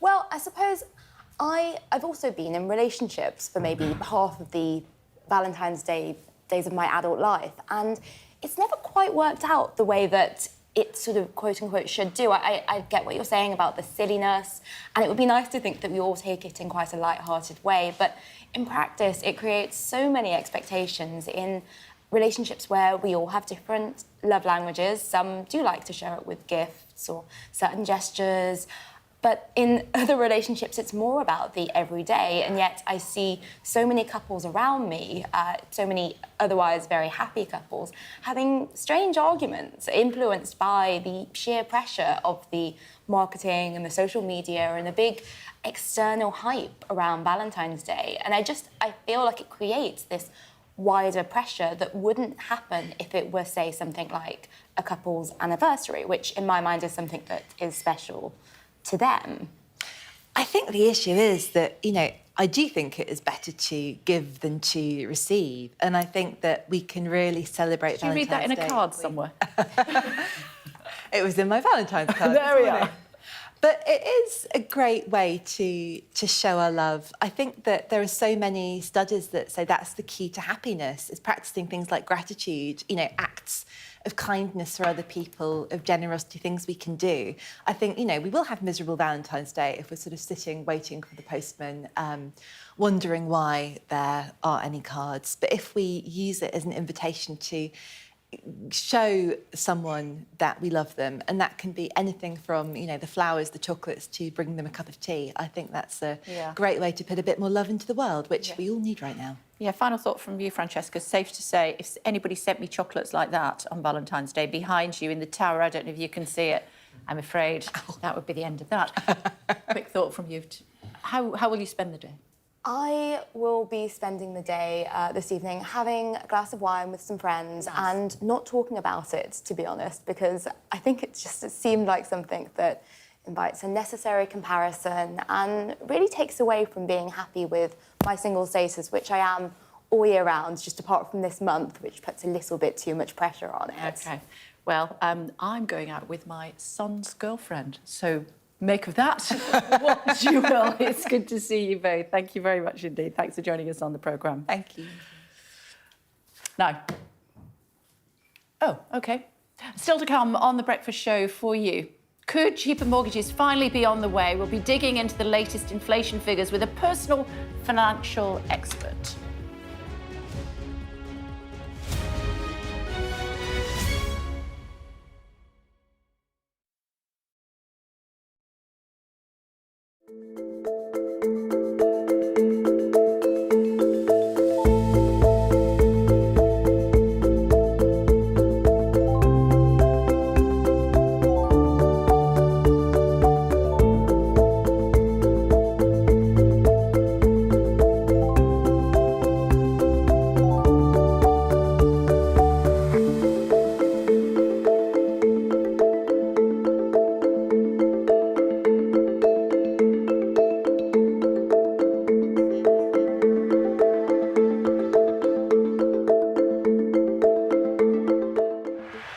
The pound has rallied. Moderation. Interest rates peaking. Up at 6%. The highest for 14 years. Will that be the peak? Will it be a little bit lower? Crisis. It's closer to a potential crash. So many words, so many meanings. But what do they mean for you and your finances? Stay up to date on Sky News.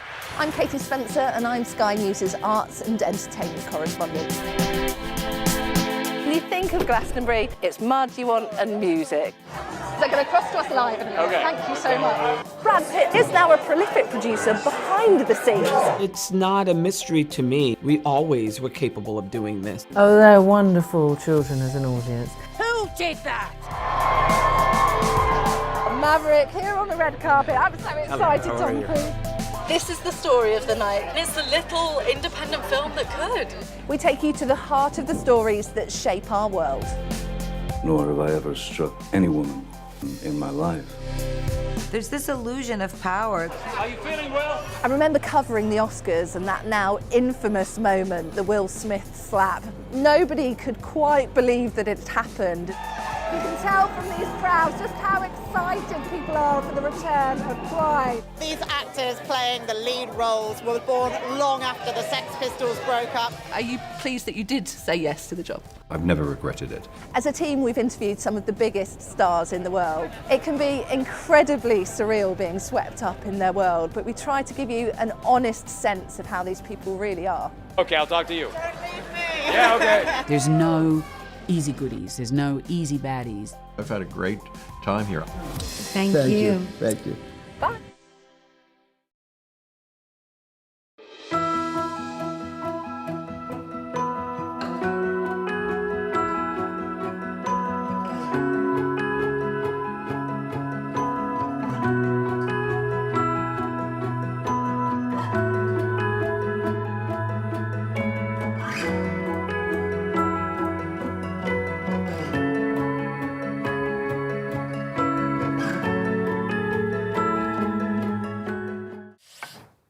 Happy Valentine's Day, wherever you're watching us this morning. Alice is here, so I suppose to talk about Valentine's Day in a way when it comes to delivery drivers. If you're thinking about having food in tonight with your loved ones, you're going to have to think again. Deliveroo, Uber Eats, Just Eat, they're all going on strike for 5 hours. Spoke to one of the drivers. Our fees are going down. We are not able to meet our targets, and this is affecting our livelihood. There are a lot of family men who are really anxious and fearing if they're gonna make the ends meet. And this is a concern among all of us. Striking for more money on one of the biggest nights of the year, I'm guessing. Yeah, that's right. They're striking this evening from 5 p.m. till 10 p.m. For some people, that is going to maybe scupper a romantic evening with a rather nice takeaway. And this is because these delivery drivers are going on strike, they say, because of appalling work conditions and pay. There are some delivery drivers who are saying that their basic pay has dropped by 40%. Now, crucially, these drivers, they're classified as self-employed, so they're not entitled to the minimum wage. And from what our understanding is that different drivers across the country, they can often be paid quite different amounts. And of course, depending on where you live in the country, that can really affect your standard of living, as many people are really struggling with the cost of living crisis. So they're demanding a minimum fee increase of £5, and they also want £2 per mile after the first mile. And organisers of the strike today, they're alleging that some drivers are having to make quite dangerous journeys, sometimes doing shortcuts, in order to try and get as many deliveries as possible. And that's why many of them are going on strike today. OK, and every Friday henceforth until they get a better pay rise is what they're saying. So do bear that in mind if you're hoping for a takeaway with your loved one this evening. Wilfred, what plans have you got for Valentine's? Is it something you celebrate? No, I don't go overboard about it because I do think it's a little bit of a gimmick. But no, I'm hoping actually to do a little Valentine's Day lunch with my wife and our little boy in tow, if I escape in time, because I'll be going to bed early today, Kay, because I'm in your seat tomorrow, but which I'm very much looking forward to. And I now know why, I guess, because you'll be putting the world to rights with your your son's girlfriend, as you teased just moments ago. Yeah, she's. But it also tells you what my son thinks about Valentine's Day, doesn't it? That we are going out and he's not coming. I know. I quite like that. Respect to your son, albeit hopefully my wife's not watching now. No, I'm looking forward to showering her with gifts from lunchtime onwards. But also, she's just had her birthday, and we've got our anniversary coming up. So we've got to pick and choose the events a little bit, don't you? And she has just obviously had a little boy for you, as well as for her. So obviously there'll be a great big diamond, I'm sure, won't there? Gosh, you're really making this hard for me here. That you can't lift your arm up. You're making this very tricky for me. I'm going to change the subject a little bit, Kay, to stop allowing you to dig a hole for me in terms of under-delivering this afternoon. We're going to be talking about inflation as well at the top of the show. Of course, the data came out earlier, as Artie was telling you, 4% in January. It's actually the same as in the month of December. The important thing is it was expected to tick up to 4.2%, and it didn't. That's in contrast to the US data yesterday. Their data is lower than ours overall, and it did fall month on month, but it came in hotter than expected. So between the two countries, what you're now seeing is the changing expectations of when we each might see our first rate cut from the central bank. And those expectations in the UK have fallen a little bit since the start of the year, but today's data allow them to tick up a little bit, and people now hoping for the first rate cut in about May. But of course, a lot of data prints to come between now and then. OK, Wilfred, see you from 10. Thanks very much indeed. Gemma's here to talk about those figures. We've had so many figures already this week, more coming tomorrow. What does it actually mean for viewers at home? What it means is that we're hearing that inflation wasn't as bad as people feared, but it still means prices are rising. So for every £100 that was spent January last year, people are spending £104 previous month. So it's still, people are still struggling. It still means that prices are rising. But what it means is that because it's not rising as much as people feared, it is likely that we'll see a rate cut towards Easter. So hopefully things are going to get better. But still, we've had so much time where families have really struggled that they're saying that the worst off, they're not going to see a recovery in their standard of living until 2027 now. It's a really tough time for a lot of families out there, but hopefully hope is on the horizon. OK, and the figures that we're looking at tomorrow could show that we are in a recession. Now, the government will say, I'm sure we'll hear technical recession a lot. But what does that actually mean, again, for people at home? I mean, when you talk about a technical recession, it means that you've had 2 quarters, so 2 periods of 3 months where the UK economy has got smaller. So we're producing less, we're making less money. Things are not as good as obviously we had hoped. But the reason they keep pointing to it being technical is what does it mean for us in terms of what we're feeling in our bank and when we go shopping? And ultimately, they'll keep pointing to the fact that inflation, they'll say, is more under control. So if you look at in 2022, you were going and prices were rising at a staggering rate. People won't be feeling that as much now. And if you actually look at the data that we heard out today, energy prices have been going up, but actually food prices have started to come down. The price of household goods have started to come, but inflation isn't being felt as much. So we're starting to see a bit more balance in terms of what we feel as consumers. But absolutely, times are still tough. And the Bank of England's under a lot of pressure in terms of what they do next, whether they cut rates or keep them steady to really keep inflation under control. Yeah, and we look at lenders, mortgage lenders like Nationwide, putting their rates up. Yeah, absolutely. What's that about? I know. And at the same time, also, banks aren't passing on high interest rates to savers either. So whether you're a saver or a borrower, things are still really tough. And also, at the same time, we're hearing the government's trying to consider a 99% mortgage. So you put down a 1% deposit. They're trying everything they can to support first-time buyers.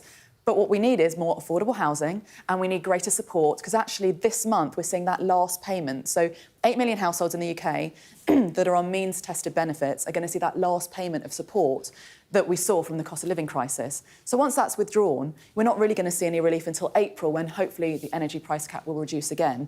But at the moment, families are really struggling. So when are we going to start feeling better off? Well, hopefully towards Easter. But when we talk about that, there's still a massive amount of catch-up to play. If you think about it, we've come out of the winter. People have been spending a lot more on energy and staying warm. So it's going to take years for some families to be able to recover, because also at the same time, what we're also hearing is a lot of people are relying on taking on debt to just pay for essential goods. You take on debt, you have to pay the interest on that as well. So there's quite a lot of catch-up for a lot of families. Interest is high. Exactly. OK, Gemma, for now, thanks so much indeed. Thank you. Quick look at the weather for you now.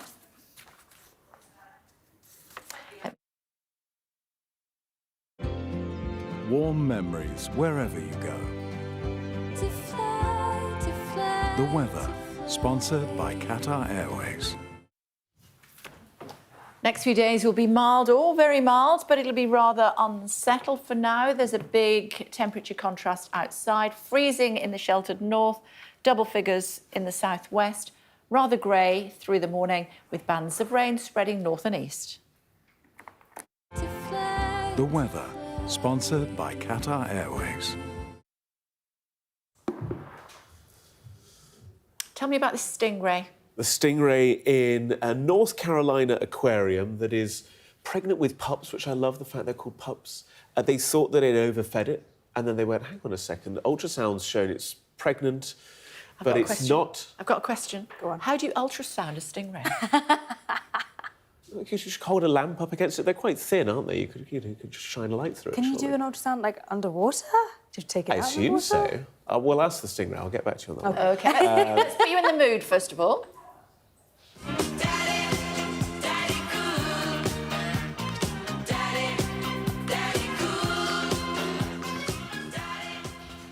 That's Charlotte, although you'll see she's quite shy. There she goes. Doesn't like the limelight. She's nesting. She's nesting. She is nesting. So they thought either she'd had a tumour or she'd been overfed, but she's pregnant. But the plot twist here is that she's not had a male in the tank for 8 years. She's not been with a male. Wow. Stop it. This is factually accurate. Not had a male in the tank. My gosh, Gareth. Don't help him. Don't help him. Leave him. And it's been determined that it's parthenogenesis. So when an egg is produced, you have a polar body as well, a small cell, and the cells have combined, and she has managed to kind of asexually reproduce. You know, these are just facts. I'm just spitting facts. You're looking at me as I've gone absolutely insane. I'm losing the plot. Should we move on? Can Torval and Dean come to my rescue? Yeah, I think Torval so. and Dean come to my I rescue? think so. Quick, give us Torval. Yep.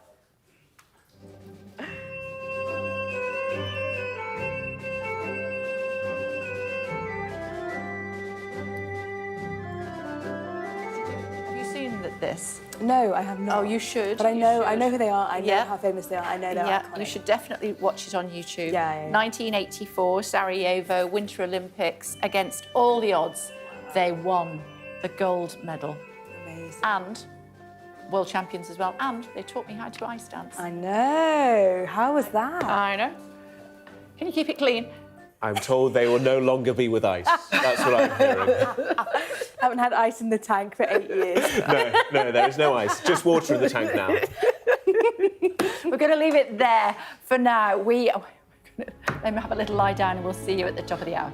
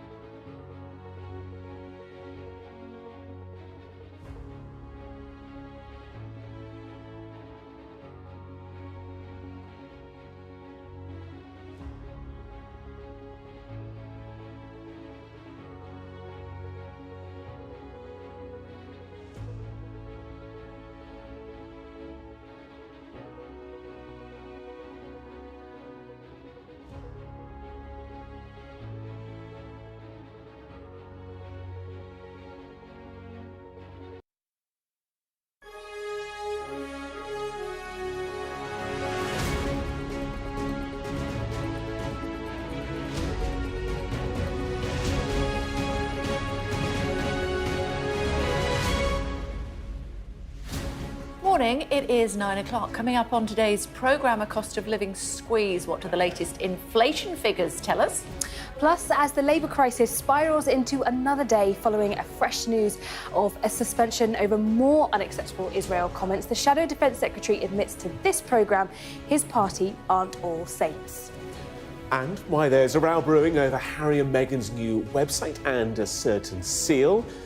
And also at 9:30, we'll go live to Kenya to reveal an amazing black rhino relocation. Is that what we'll call it here? To that, there was a lot of alliteration There for an was. anxious anchor, wasn't there? It's Wednesday, the 14th of February. Cost of living, inflation holds steady, surprising economists. But what will it mean for interest rates? What do we want? When do we want it? What do we want? After an interview with a senior Tory MP on this programme triggered this protest outside his home, was a former Labour parliamentary candidate behind it? We asked the Shadow Defence Secretary if anti-Semitism is still a problem in the party as well. This is not a party of people who are saints, as I say. When people do things that may be wrong, say things that may be unacceptable, the important thing is, how does a party respond? Reveals the video Israeli military claim shows the leader of Hamas in underground tunnels. Broken hearts as takeaway delivery drivers strike on Valentine's Day. A Sky News special investigation why Sikh activists in Wolverhampton fear assassination after a hit list is broadcast.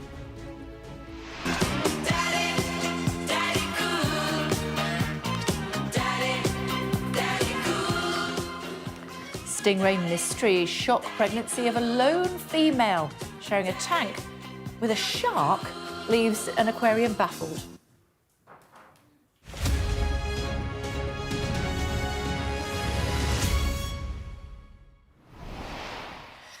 We start with surprising news over inflation. Tell me more.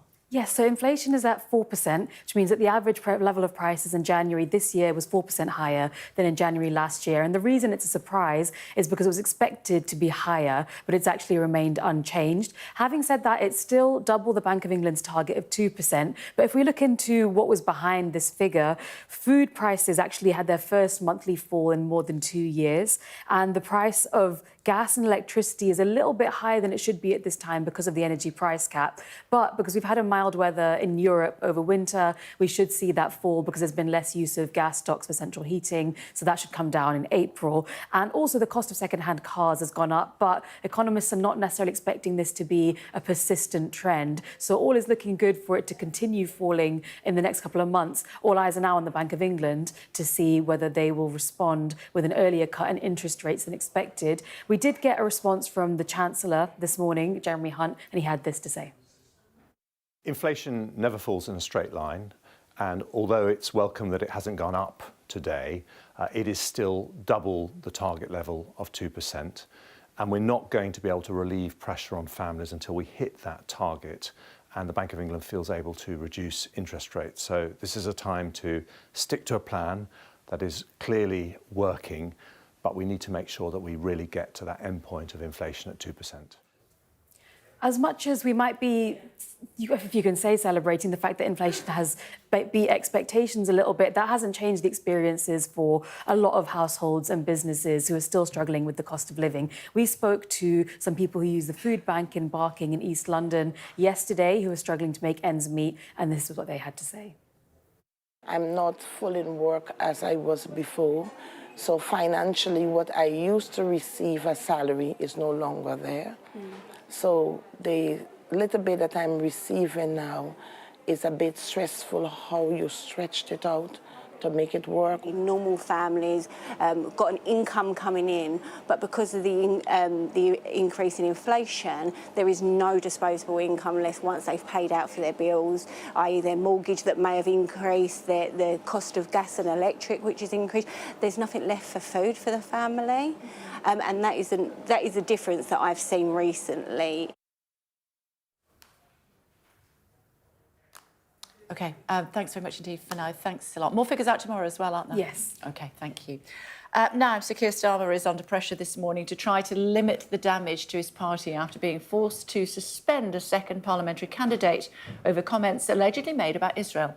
The Labour leader will be trying to reaffirm his position before voters in Rochdale head to the polls in just over 24 hours' time. Actually, I think I'm right in saying it's another couple of weeks before those polls. Former MP Graham Jones is claimed to have made a series of unacceptable remarks at the same meeting as Azhar Ali, whose own comments saw him dropped as the party's candidate for tomorrow's by-election. Earlier, I spoke to the Shadow Defence Secretary. This is not a party of people who are saints, as I say. When people do things that may be wrong, say things that may be unacceptable, the important thing is, how does a party respond? We have an independent investigations process, and when it concerns candidates or MPs, Keir Starmer, we expect, as the public does, the very highest standards, compatible with... I'm sorry to interrupt you. May we still accept that, agree, then, perhaps, that anti-Semitism is obviously still a problem in the Labour Party in February of 2024? Anti-Semitism is still a problem throughout our country and part of problem in the Labour Party in February of 2024? Wherever there is evidence that there may be anti-Semitic comments or actions, we will investigate. We can't guarantee that no one connected to the Labour Party will ever express something that is wrong or unacceptable. What we can guarantee is that if that happens, we will investigate, and where necessary, we will take action. Hadn't thought that through, really, had you? I don't think so, Kay. I think some of the stuff that John Healey said in that interview, I think he might slightly regret the way he worded it. So when you asked him about whether the Jewish community should trust Labour and whether they can trust Labour, and he essentially said, you know, there's work to do and we are still working toward that. But he also said, you know, we are not a party of people who are saints. And I think that was a slightly unnecessarily worded phrase, because it makes you sound like, well, we're not saints, so, and we're not going to guarantee that Jewish voters can trust us. That's how it comes across, and that's the danger. And also, interestingly, you asked him, is anti-Semitism a problem in the Labour Party now, in February 2024, now? And he didn't really answer the question. He just said anti-Semitism is a problem in our country, which is not what you asked him. And the fact that he didn't answer that question, I think, does still speak volumes. Now, we know that, as from your guest, Lord Mann, earlier, Labour have been praised for the action that they've taken on both of these parliamentary candidates, Azhar Ali and Graham Jones, and the comments that have been made in that meeting. But nonetheless, we don't know about the third person that was in that meeting. We don't know whether Munsif Dad is a senior Labour politician. He's a Labour group leader in Hyndburn. Whether he's going to be investigated. We know he has not been suspended, but he's been spoken to. So there's still a lot of grey area. That he was in the room at the time these comments were made. He was in the room. Is what our understanding when those comments were made. Did he call them up on it? Did he pull them out on it? We still don't know that yet. We need to know that from Labour. Also, something that the Shadow Defence Secretary didn't seem to know much about was the story that's on the front page of the Express today, and also it's a spread in the Daily Mail, and it relates to a story that we were covering earlier on in the week. Tobias Elwood came onto the programme to talk about the situation in Gaza. That night, when he went home, there was a demonstration of about 100 people, a call to arms. Saw them gathered outside his home for several hours, and it transpires that it was a member of the Labour Party, or previously a senior member of the Labour Party, who'd organised it. Yeah, I mean, it's really quite surprising. So we don't know yet. We still haven't managed to clarify whether one of the organisers is a current Labour member, but we know for sure that she definitely was a Labour member in previous times, because she stood in that seat in 2019 as a Labour candidate in that election. And I think that, again, is something that will concern some Labour voters and Labour figures, if there are Labour figures who are essentially what some might say kind of harassing Tory MPs, irrespective of whether you agree or disagree with somebody. To be doing that, I think, in politics, when we're trying to have a kinder, more gentle politics, I think it would be frowned upon. So it'll be interesting to see whether she is still a Labour member. Yeah, we'll look into that. We will have a full list of candidates and the political parties they represent in the Rochdale by-election. Here they come. This is after the Labour Party withdrew its support for Azhar Ali. What else? The Middle East. Let's talk about the Middle East and Israel, which has released footage claiming to show the leader of Hamas in a tunnel in Gaza. Yahya Sinwar has been described as the mastermind of these October 7th attacks. Israel military says this video was taken 3 days after the initial assault. Sky News hasn't verified the footage. Thousands of delivery drivers working for companies like Deliveroo, Uber Eats and Just Eat are going on strike this evening to demand better pay and working conditions. The 5-hour Valentine's Day walkout has been organised by grassroots group Delivery Job UK. It starts at 5 p.m. Violence and abuse against retail workers has doubled in the space of a year. Around 1,300 incidents were recorded every day in 2022, with staff facing racial abuse, sexual harassment and even physical violence. The leaders of Pakistan's two biggest political parties have agreed to form a coalition government. That's after the recent election failed to produce a winner. The Pakistan Muslim League Nawaz and Pakistan People's Party say they'll join forces with smaller parties to put an end to the country's hung parliament. Polls have opened in Indonesia's presidential election. It's a three-way race between the current defence minister and two governors. The incumbent president, Joko Widodo, has been accused of seeking to hold on to power through his son, who's running alongside the defence minister. Farmers in India are continuing to march towards New Delhi as part of protests calling on the government to pay for more crops. Police have sealed off the capital in some areas with barbed wire and cement blocks, while tear gas has also been used. Neville Lazarus is in Capital for us. And Neville, how long is this situation expected to last? How will it get resolved? Well, the government does want to resolve this as soon as possible. We are due general elections in the next few months, and this is a very influential and large voting bloc in this country. Almost 60 to 70% of the country is directly or indirectly related with agriculture and farming. The protest that we are seeing today is thousands of farmers from mainly the states of Punjab and Haryana who want to come down to Delhi, to march to Delhi for their demands. They say that the government has not been looking into the demands for guarantees of prices for all their crops, pensions, wave loaner, etc. There are 12 demands of this. The government very keen to emphasize that they are ready for all sorts of talks with all these farmer unions, but the farmer unions leaders have said that the government's not serious. It's a time-wasting exercise. These committees have been talking for years, and therefore they do want to come here and protest, and they said it's their constitutional right to protest in the capital, but they are being stopped. Neville, thank you so much. The world of radio has been remembering the DJ Steve Wright following his sudden death at the age of 69. He was known as being the voice of BBC Radio for more than 4 decades. His last programme was broadcast just on Sunday. Fellow presenter Zoe Ball described him as a master of broadcasting, while Greg James hailed him the king of jingles. And Albanian celebrities and social media influencers are being paid to create content on TikTok warning migrants against illegal travel to the UK. The Home Office has said the platform will be used to inform migrants about the truth of crossing the channel. Israel's released footage claiming to show the leader of Hamas in a tunnel in Gaza.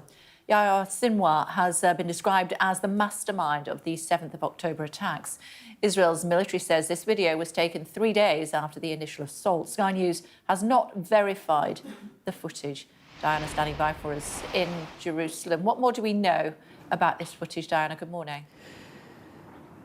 Good morning. Well, the IDF tells us that this was Hamas CCTV which recorded the family, and it looks like they're heading off down one of Hamas's tunnels, and the reason it's hard to verify is because you're only seeing Sinwar from the back. But still, it's very interesting if this is indeed him and his family, which the IDF says it is, because it was recorded, they say, 3 days after the attacks, which, as you say, he is supposed to have been the mastermind behind. And then there's a second video, too, showing one of the complexes where they are supposed to have hidden out. And you can see quite how sophisticated it is. There is 2 bathrooms, there is a kitchen stocked, filled with supplies. Also in that kitchen, you see a bag with UNRWA on it, which I think adds weight to Israel's accusations against UNRWA, which is the UN's humanitarian aid organisation which looks after Palestinian refugees, that certainly Hamas has been taking supplies meant for the Palestinian people for its own uses, and also their allegation to a certain extent that that UNRWA is complicit with Hamas, which is currently being investigated. But certainly, that bag of flour or whatever it is quite helpful for Israel's argument against UNRWA at the moment. And then you also see millions of dollars, millions of shekels, a whole row of expensive-looking perfumes.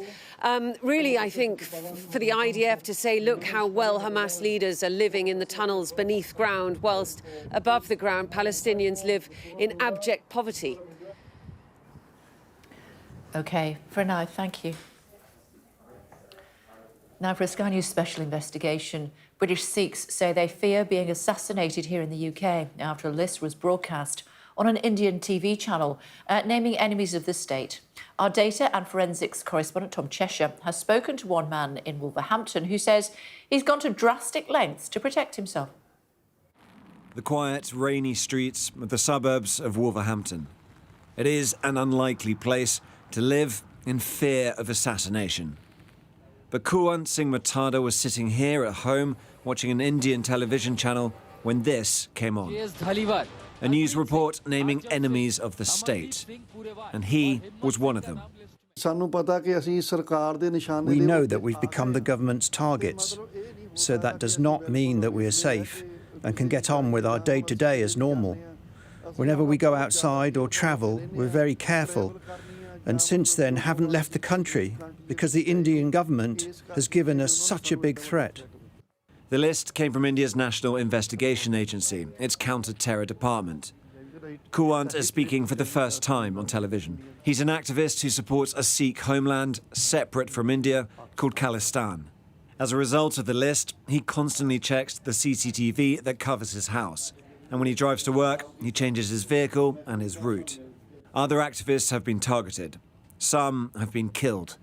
And Kuwant fears that he is next.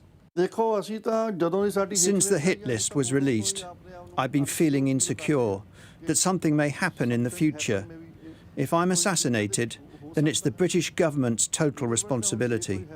It feels safe here in suburbia, or at least it should, but it doesn't for Kuwant, and that's because people who believe the same things as he does in different countries around the world have ended up dead. For Sikh activists, it looks like a roundup by the Indian government. India has strongly denied those claims, and the Indian High Commission said it had received our request for comment but wouldn't be able to respond before broadcast because of the number of government departments involved. India characterises Sikh activism as extremism and terrorism. It is an extremely contentious issue, and it's one that's even on display in this place of worship in Birmingham. When we're talking about martyrs here, on that wall are the people who assassinated Indira Gandhi, who's elected Prime Minister of India. The Indian government would say, well, that's sort of glorifying terrorism. One man's terrorist is another man's freedom fighter. So these guys stood up when the Indian government was going around from village to village. A Home Office spokesperson told Sky News that British Sikhs contribute immensely to the strength of UK society, that it continually assesses potential threats in the UK, and that they take the protection of individuals' rights, freedoms and safety in the UK very seriously. Those words don't feel like much protection here in the Midlands. So in the meantime, they've hired extra security themselves. Tom's here. How real is that threat? I mean, it's already happened in other countries. In Canada, there was one Sikh activist who was gunned down outside his Gurdwara. And you'll remember that diplomatic incident when Canada accused India of being behind that. India denied that. New York, there was a foiled assassination attempt. There in Pakistan, another Sikh activist ended up dead. So I think that threat is real. India has denied all this. They promised us a further response once they've had time to consult all the departments, and we'll update that accordingly. But I think people like Kuwant are less focused on India. They're taking precautions, keeping themselves safe. But sort of on that front, what will be. What they want is from the British government. This is where they live. Kuwant's lived here for 20 years. They want a response from them, the sort of thing they have seen from Canada, from the US, they haven't seen from the British government. OK, for now, thank you. Still to come on The Breakfast Show for you here on Sky News. We're going to be reflecting on the life of the legendary DJ Steve Wright with entertainment journalist Caroline Frost. Is the black rhino population in Kenya flourishing? We'll speak to someone who's been documenting their relocation.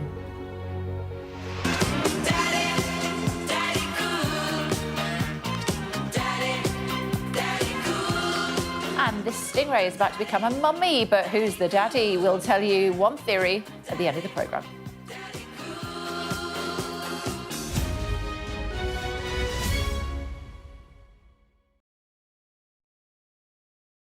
Well, we've had a number of pandemics, epidemics, which is well known of plague over the centuries, but the disease never actually went away. It's hidden away in animal reservoirs, usually rodents in certain parts of the world. One of them is Oregon, and the island of Madagascar is another one. So we have to be vigilant because we occasionally see these sporadic cases.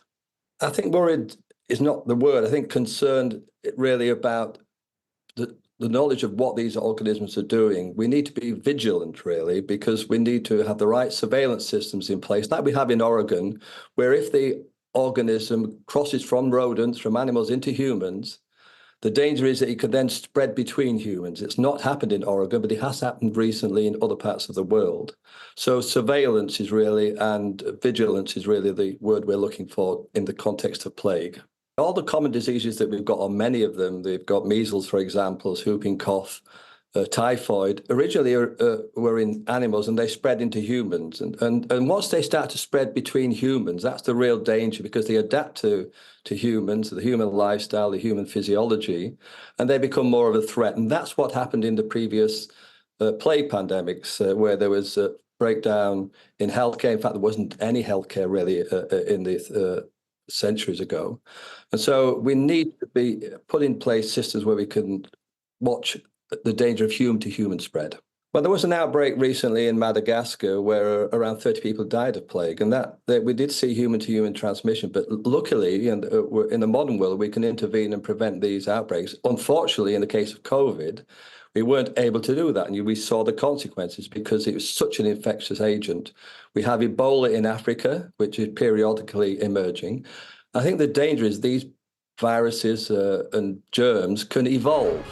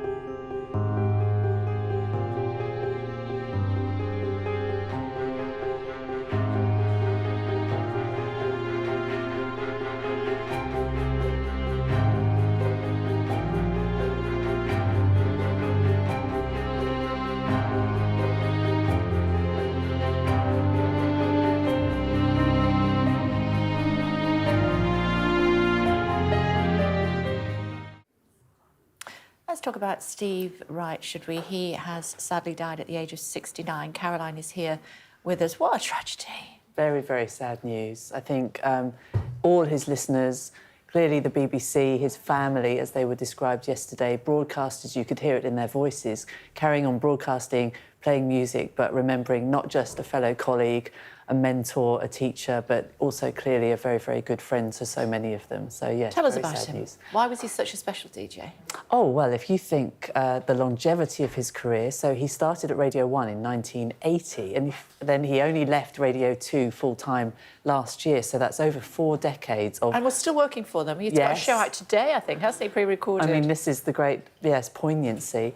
I think, well, Esther Ranson, I said it best yesterday, she said he created a club where, whether you were listening or whether you were being interviewed or in the studio with him, he would draw you in. He had that companionship, that great sense of community, great wit, warm voice, just a tireless connection with generations of listeners. I mean, I grew up with Steve Wright on the radio. People are still growing up with Steve Wright on the radio. And he has just always been there, something that perhaps through some of those years you take for granted, that just that sort of wall of companionship and sound with factoids, his club of people along the way. He just knew how to create very natural... Paul Gambaccini there and Tony Blackburn. It was that era, wasn't he? Yes. A little bit younger than them, but not much. Yeah, and I think it's interesting as well today, looking back on that era when radio DJs were so central to our lives. I mean, these days, all those audiences have been spread out amongst many, many different stations. But back in the day when he started out, during that reign through the 1980s and into the 1990s... So this was before MTV, really, wasn't it? Oh, yes. Yeah. So they absolutely were our sort of guides, our older big brothers to all the music that we wanted to listen to. He turned up on Top of the Pops, so they were... He was great on Top of the Pops. Us. I think, yeah, I mean, considering that he always said he never enjoyed TV as much as he enjoyed being on the radio. Nevertheless, he was really great fun. There was that... To me, he was kind of that TV and radio, particularly that older brother. Yeah. What will you miss most about him? I think the factoids for me. Oh, the factoids were great fun, and the just lolling, you know, just gardening. Yeah. He just somehow had a knack for knowing what would intrigue. Felt like he was talking to you personally, always, didn't it? Always, and you'd listen out. It's just creating a club. I mean, lots of people suffer from loneliness in this country, and I just think for many, many years he made a lot of people feel less lonely. OK. It's great to see you, Caroline. Thank Thanks you very much indeed. Thank you. Quick look at the weather.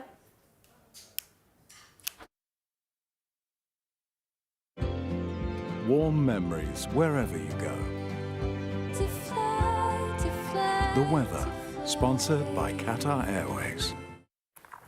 Next few days, mild or very mild, rather unsettled. For now, there's a big temperature contrast outside, freezing in the sheltered north, while double figures in the southwest. Rather grey through the morning with bands of rain spreading north and east, but northern Scotland will be largely fine. The south of Ireland, Wales and central England will turn drier.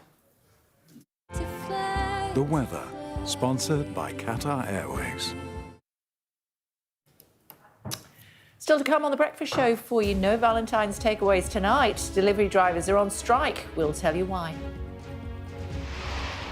And also why there's a row brewing over Harry and Meghan's new website and a certain crest.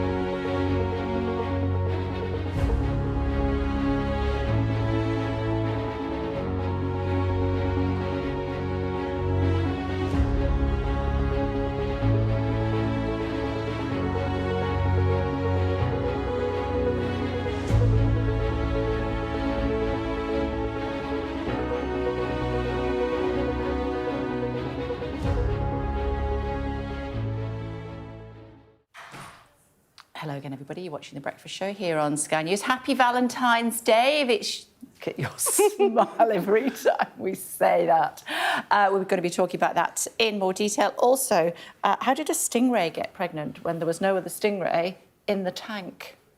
That's a big question this morning. I have very little information about it. I don't really know the story. And what I do know is the top stories. And we'll start with the latest figures on the UK economy, showing that inflation has remained unchanged at 4% in January. Economists had expected a rise. After an interview the Tory MP Tobias Ellwood gave on our show triggered this protest outside his home. Questions this morning over whether or not a former Labour parliamentary candidate was behind it. Israel's military has released footage claiming to show the leader of Hamas inside a tunnel underneath Gaza. Days after the October 7th attacks, Yahya Sinwar has been described as the mastermind behind the assault on Israel.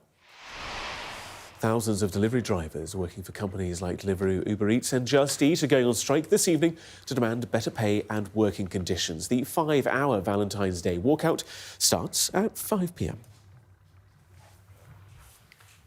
We've been talking about Harry and Meghan all morning and a crest that they have put on their new website. But it's not a crest, is it?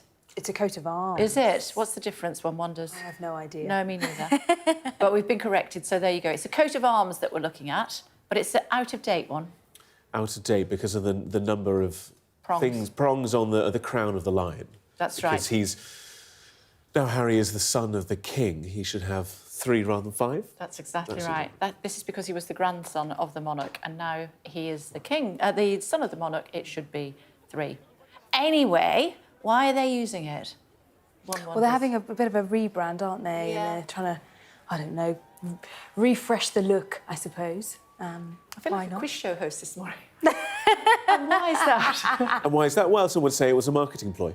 But you wouldn't. I wouldn't, but I think at the end of the day they are probably aware that the way for longevity and financial independence, as they've been trying to achieve, is to utilise their names, their crests, seals, coats of arms, and the Archwell Foundation name was probably somewhat confusing for some, so they are leveraging the royal family, I guess. Yeah, I mean, Meghan did design it. She worked with the College of Arms in order to design it before they were married in 2018. But then in 2020, when they had their Megxit, they decided that they wanted to go to California and didn't want anything to do with the royal family whatsoever ever again. And they promised the Queen that they would not in any way use their previous royal titles as leverage for financial gain. They've changed their minds. It does make me wonder what conversation he and his dad might have had and what not that this would have come up, but whether he felt there was a proximity or a situation that maybe they could either do this or get away with this, or, you know, do we infer anything between the family relationships? I don't know. These are the first pictures we ever saw of her. Do you remember at the Invictus Games when they were together for the very first time? That was when they came out with their relationship. And they're actually heading to Canada today because it's exactly a year until the next Invictus Games. Ah, okay. So that's why we showed those pictures. Uh-huh. So just thrown together. There you go, eh? They've got the whole timeline there, Kay. Absolutely. Let me tell you about rhinos. The population of black rhinos in Kenya has now risen to more than 1,000 after relocation efforts by local rangers. Let's speak now to Maria Mbeki, a former First Lady of Laikipia County, where the rhino relocation took place. Hi, good to see you. Thanks for joining us on the programme. Tell me more about black rhinos. Oh, well, they're very, very amazing creatures. And we have 21 of them here at Loisaba Conservancy in Laikipia County. And they're quite a rare breed. And like, you know, there are different breeds. You have the northern white, the southern white rhino, and then you have the black rhinos. And of course, they're known because of their horns, which have made them a target for poaching. Very amazing creatures, quite fast on the ground. You can't outrun them. They're able to cover up to 40 kilometers in a day. So they need quite a bit of space, and they attract quite a lot of attention here in Laikipia and in Kenya. Yeah, and black rhinos particularly, I know both species, white and black rhino, are endangered, but black rhinos particularly. Why is that?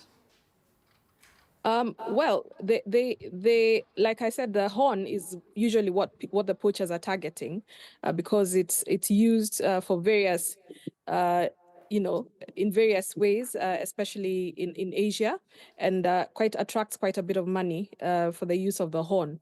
So that's particularly why they're quite endangered. Okay, understood. Thank you very much indeed for joining us, Maria. Much appreciated. Thank you.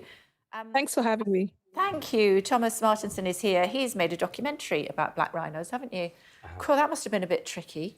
Yeah, they're difficult to film. They're pretty antisocial, so every time you turn up with a car to film them, they run away. So you end up having to go to pretty extreme lengths to get them to actually act naturally on the camera. Quite grumpy too, aren't they? Incredibly, yeah. So, I mean, I've been going on safari for 20-odd years, and we've only had a glimpse of a rhino, black rhino, once, and it was a fleeting glimpse. Thankfully, my son managed to take the photograph. I don't know if we've got it. Perhaps we can show it to people. We just managed to get a fleeting glimpse of the black rhino, but in fact, here we go. Should we have a look? There he is. So, they're amazing creatures, though, aren't they? How do they differ from the white rhino? So black rhinos are browsers, so what they eat is different. They're also solitary. So white rhinos tend to stick together as a group, and they need less space, which is one of the reasons why expanding the habitat for black rhinos is incredibly important.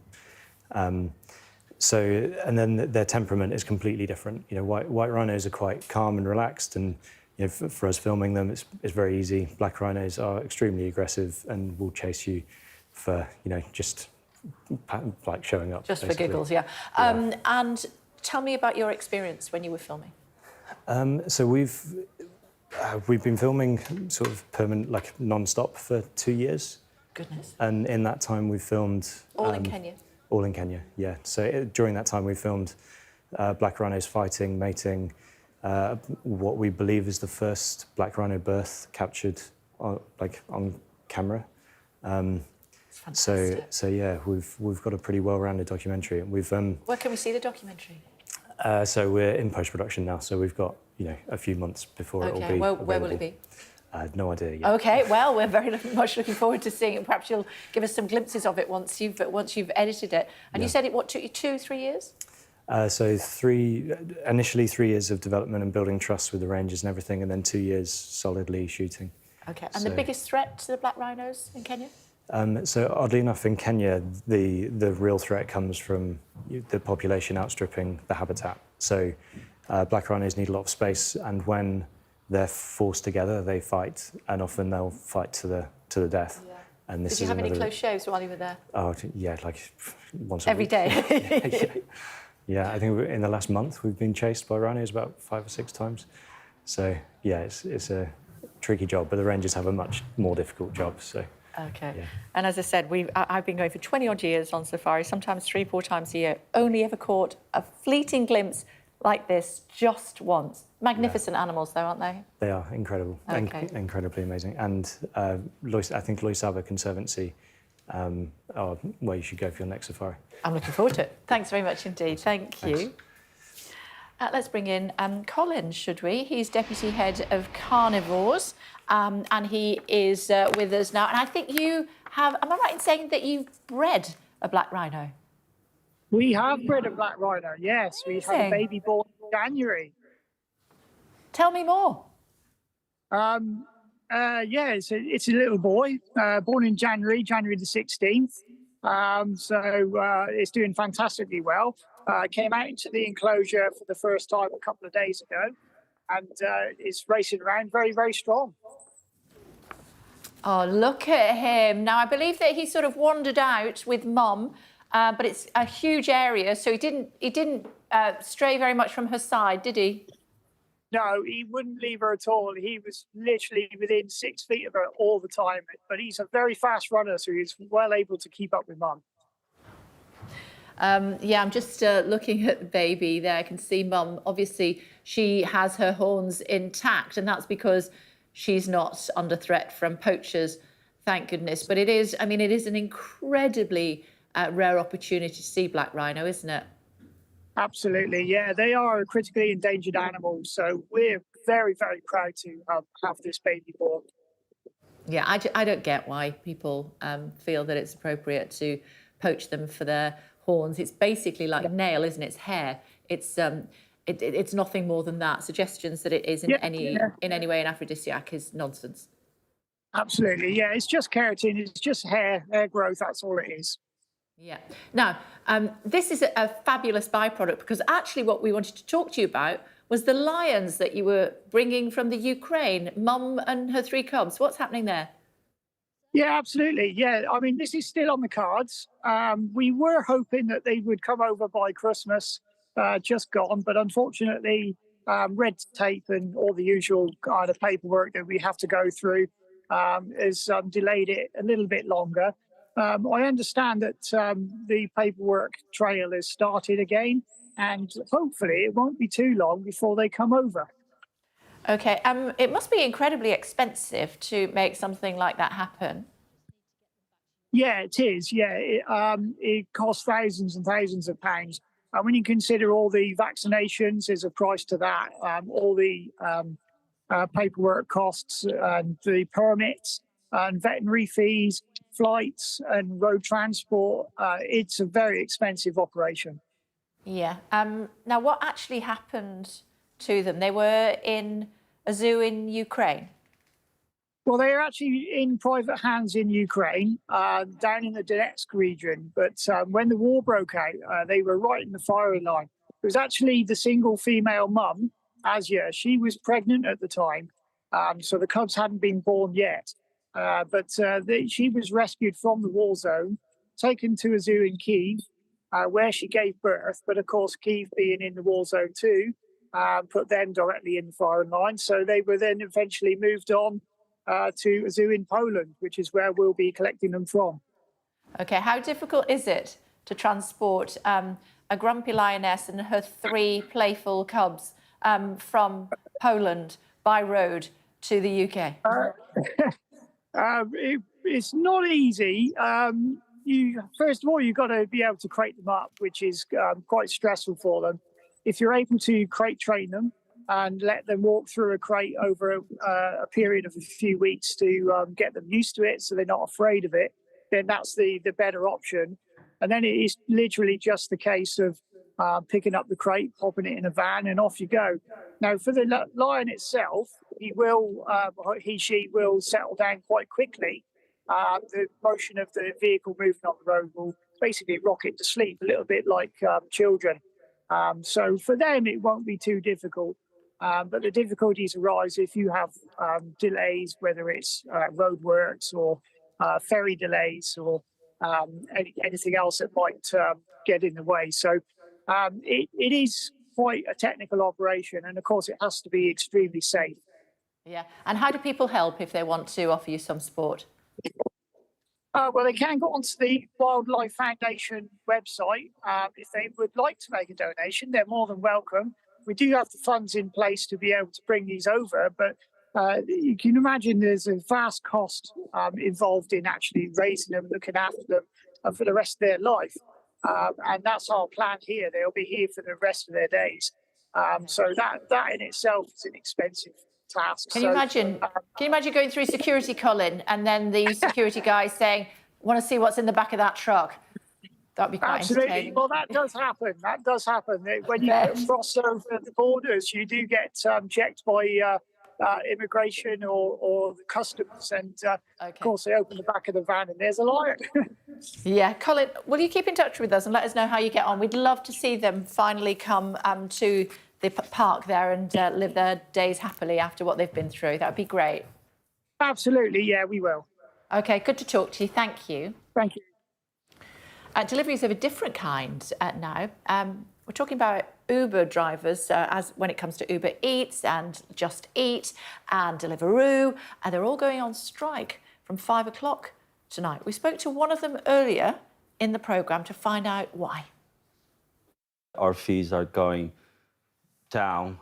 We are not able to meet our targets, and this is affecting our livelihood. There are a lot of family men who are really anxious and fearing if they're gonna make the ends meet. And this is a concern among all of us. So what's going to happen, Alice?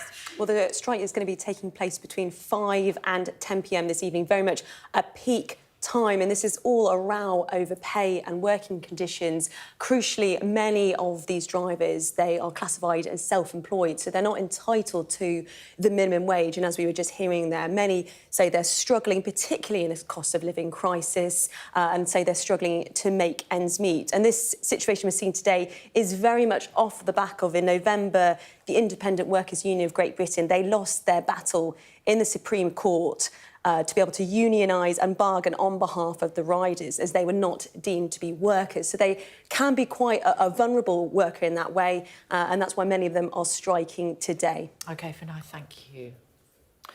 Still to come on The Breakfast Show for you, farmers in India are continuing to protest, calling on the government to pay more for crops. We'll bring you the latest.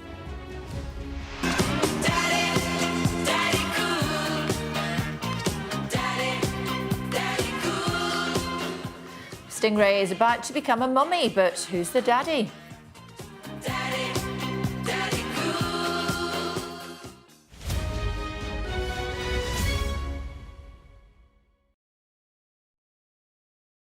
Well, we've had a number of pandemics, epidemics, which is well known of plague over the centuries, but the disease never actually went away. It's hidden away in animal reservoirs, usually rodents in certain parts of the world. One of them is Oregon, and the island of Madagascar is another one. So we have to be vigilant because we occasionally see these sporadic cases. I think worried is not the word. I think concerned really about the knowledge of what these organisms are doing. We need to be vigilant, really, because we need to have the right surveillance systems in place, like we have in Oregon, where if the organism crosses from rodents, from animals into humans, the danger is that it could then spread between humans. It's not happened in Oregon, but it has happened recently in other parts of the world. So surveillance is really, and vigilance is really the word we're looking for in the context of plague. All the common diseases that we've got, or many of them, they've got measles, for example, whooping cough, typhoid, originally were in animals and they spread into humans. And once they start to spread between humans, that's the real danger, because they adapt to humans, the human lifestyle, the human physiology, and they become more of a threat. And that's what happened in the previous plague pandemics, where there was a breakdown in healthcare. In fact, there wasn't any healthcare really in the centuries ago. And so we need to be put in place systems where we can watch the danger of human-to-human spread. Well, there was an outbreak recently in Madagascar where around 30 people died of plague, and that we did see human-to-human transmission. But luckily, in the modern world, we can intervene and prevent these outbreaks. Unfortunately, in the case of COVID, we weren't able to do that, and we saw the consequences because it was such an infectious agent. We have Ebola in Africa, which is periodically emerging. I think the danger is these viruses and germs can evolve.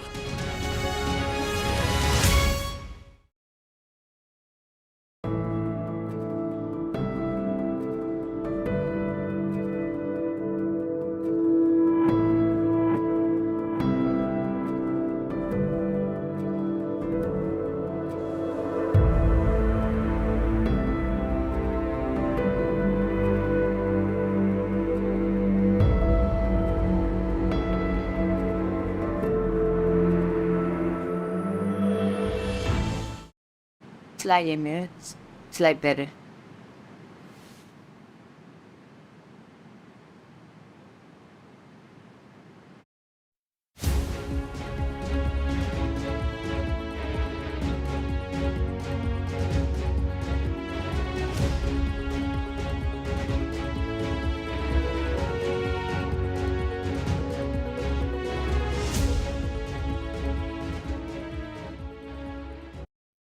Fly Emirates, fly better.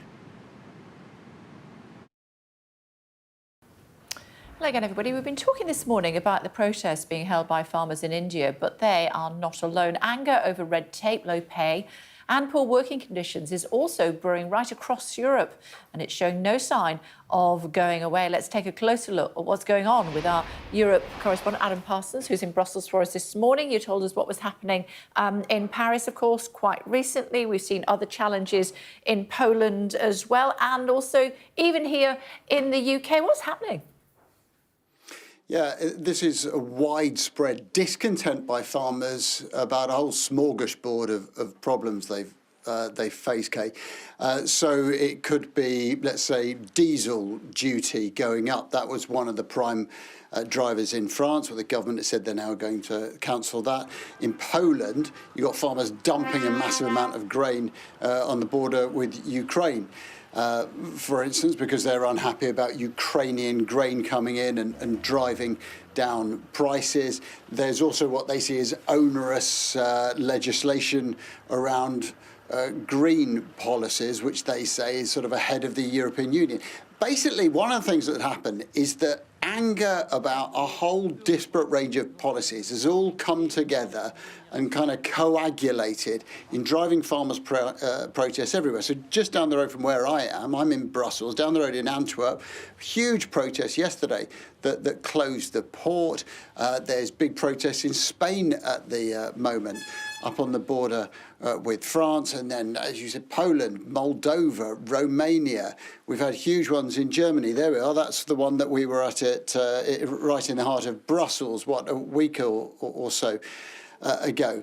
And I have to say one thing, Kay, is that lots of these protests aren't really being resolved. So the one in France is in abeyance. They've stopped doing it, but they, at the moment, are saying that if they don't have more satisfaction from the government, they're not happy at the moment, then they're going to get back onto the streets. So this isn't, I think, a fleeting event. It's been going on for, a month or so now, and clearly it's spread from its basis in France and Germany, and as you're now talking about, it's now crossing the world. Yeah, and when it came to France, we saw you walking along as the tractors were either side of you. When farmers decide that they're going to protest, you can't get past them. No, exactly. That's the point, is that these farmers generally don't come out on the streets like this, but when they do, they turn up with tractors and agricultural vehicles and also sometimes tankers full of slurry, and they make their presence felt because, bluntly, hundreds of people with enormous tractors can block a motorway, and there's not an awful lot that you can do about it because the police can turn up with their vans and even with armoured personnel carriers, but actually confronted by a flotilla of tractors who are blocking a motorway, it's very hard for them to do anything. And these people clearly have a fundamental point that they are generating the food and drink and milk that the nation needs.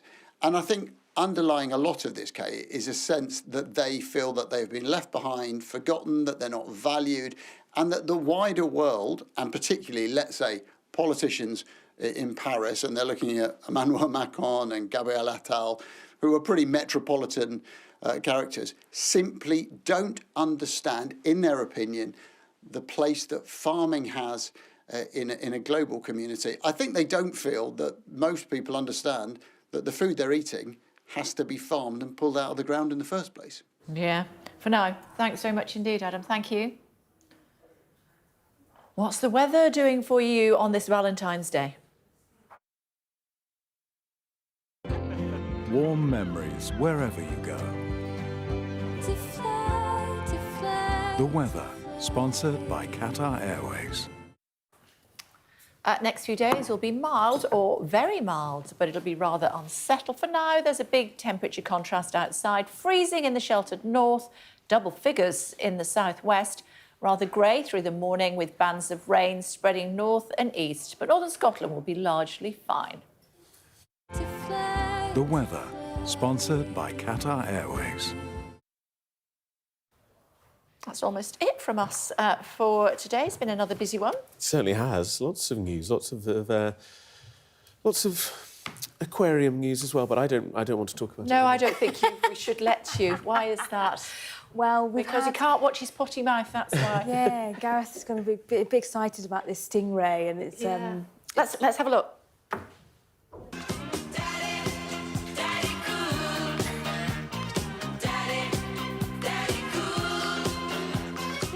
Tell us what happened. I can't trust him. So from what Gareth has told us, this Stingray has been alone for 8 years and is now pregnant. And so Well, there was one other thing in the tank with it, and it's not just this little fish. there Something else a was there. shark in the tank. So people were thinking, gosh, is this going to be a hybrid baby of a stingray and a shark? Apparently that's not possible, which means that the stingray has managed to do it herself. Go on, you can tell us. I still have nothing to... I will only dig myself into the sand like poor Charlotte there. Bit But like no, worms, isn't it? Worms do the same. worms, ants, honeybees, they've seen it in other reptiles, amphibians as well. And it... Well, this is where is it? Parthenogenesis, which is when the cells in the ovaries split. Sometimes one of the cells then fuse back with an egg. Okay. Apparently, Oh, according to my research. There we are. But we thought it was going to be the shark, which is why I want, instead of Daddy Cool, I wanted Baby Shark. But it's not the sharks, so we're not. Anyway, whatever you are doing this Valentine's Day, I hope you have an absolutely sensational time. You're going to go and make pasta Make with your pasta, husband. yes. You're going to have some lovely lunch. With your husband. And I'm going out with my son's girlfriend. What are you doing? Let us know. See ya.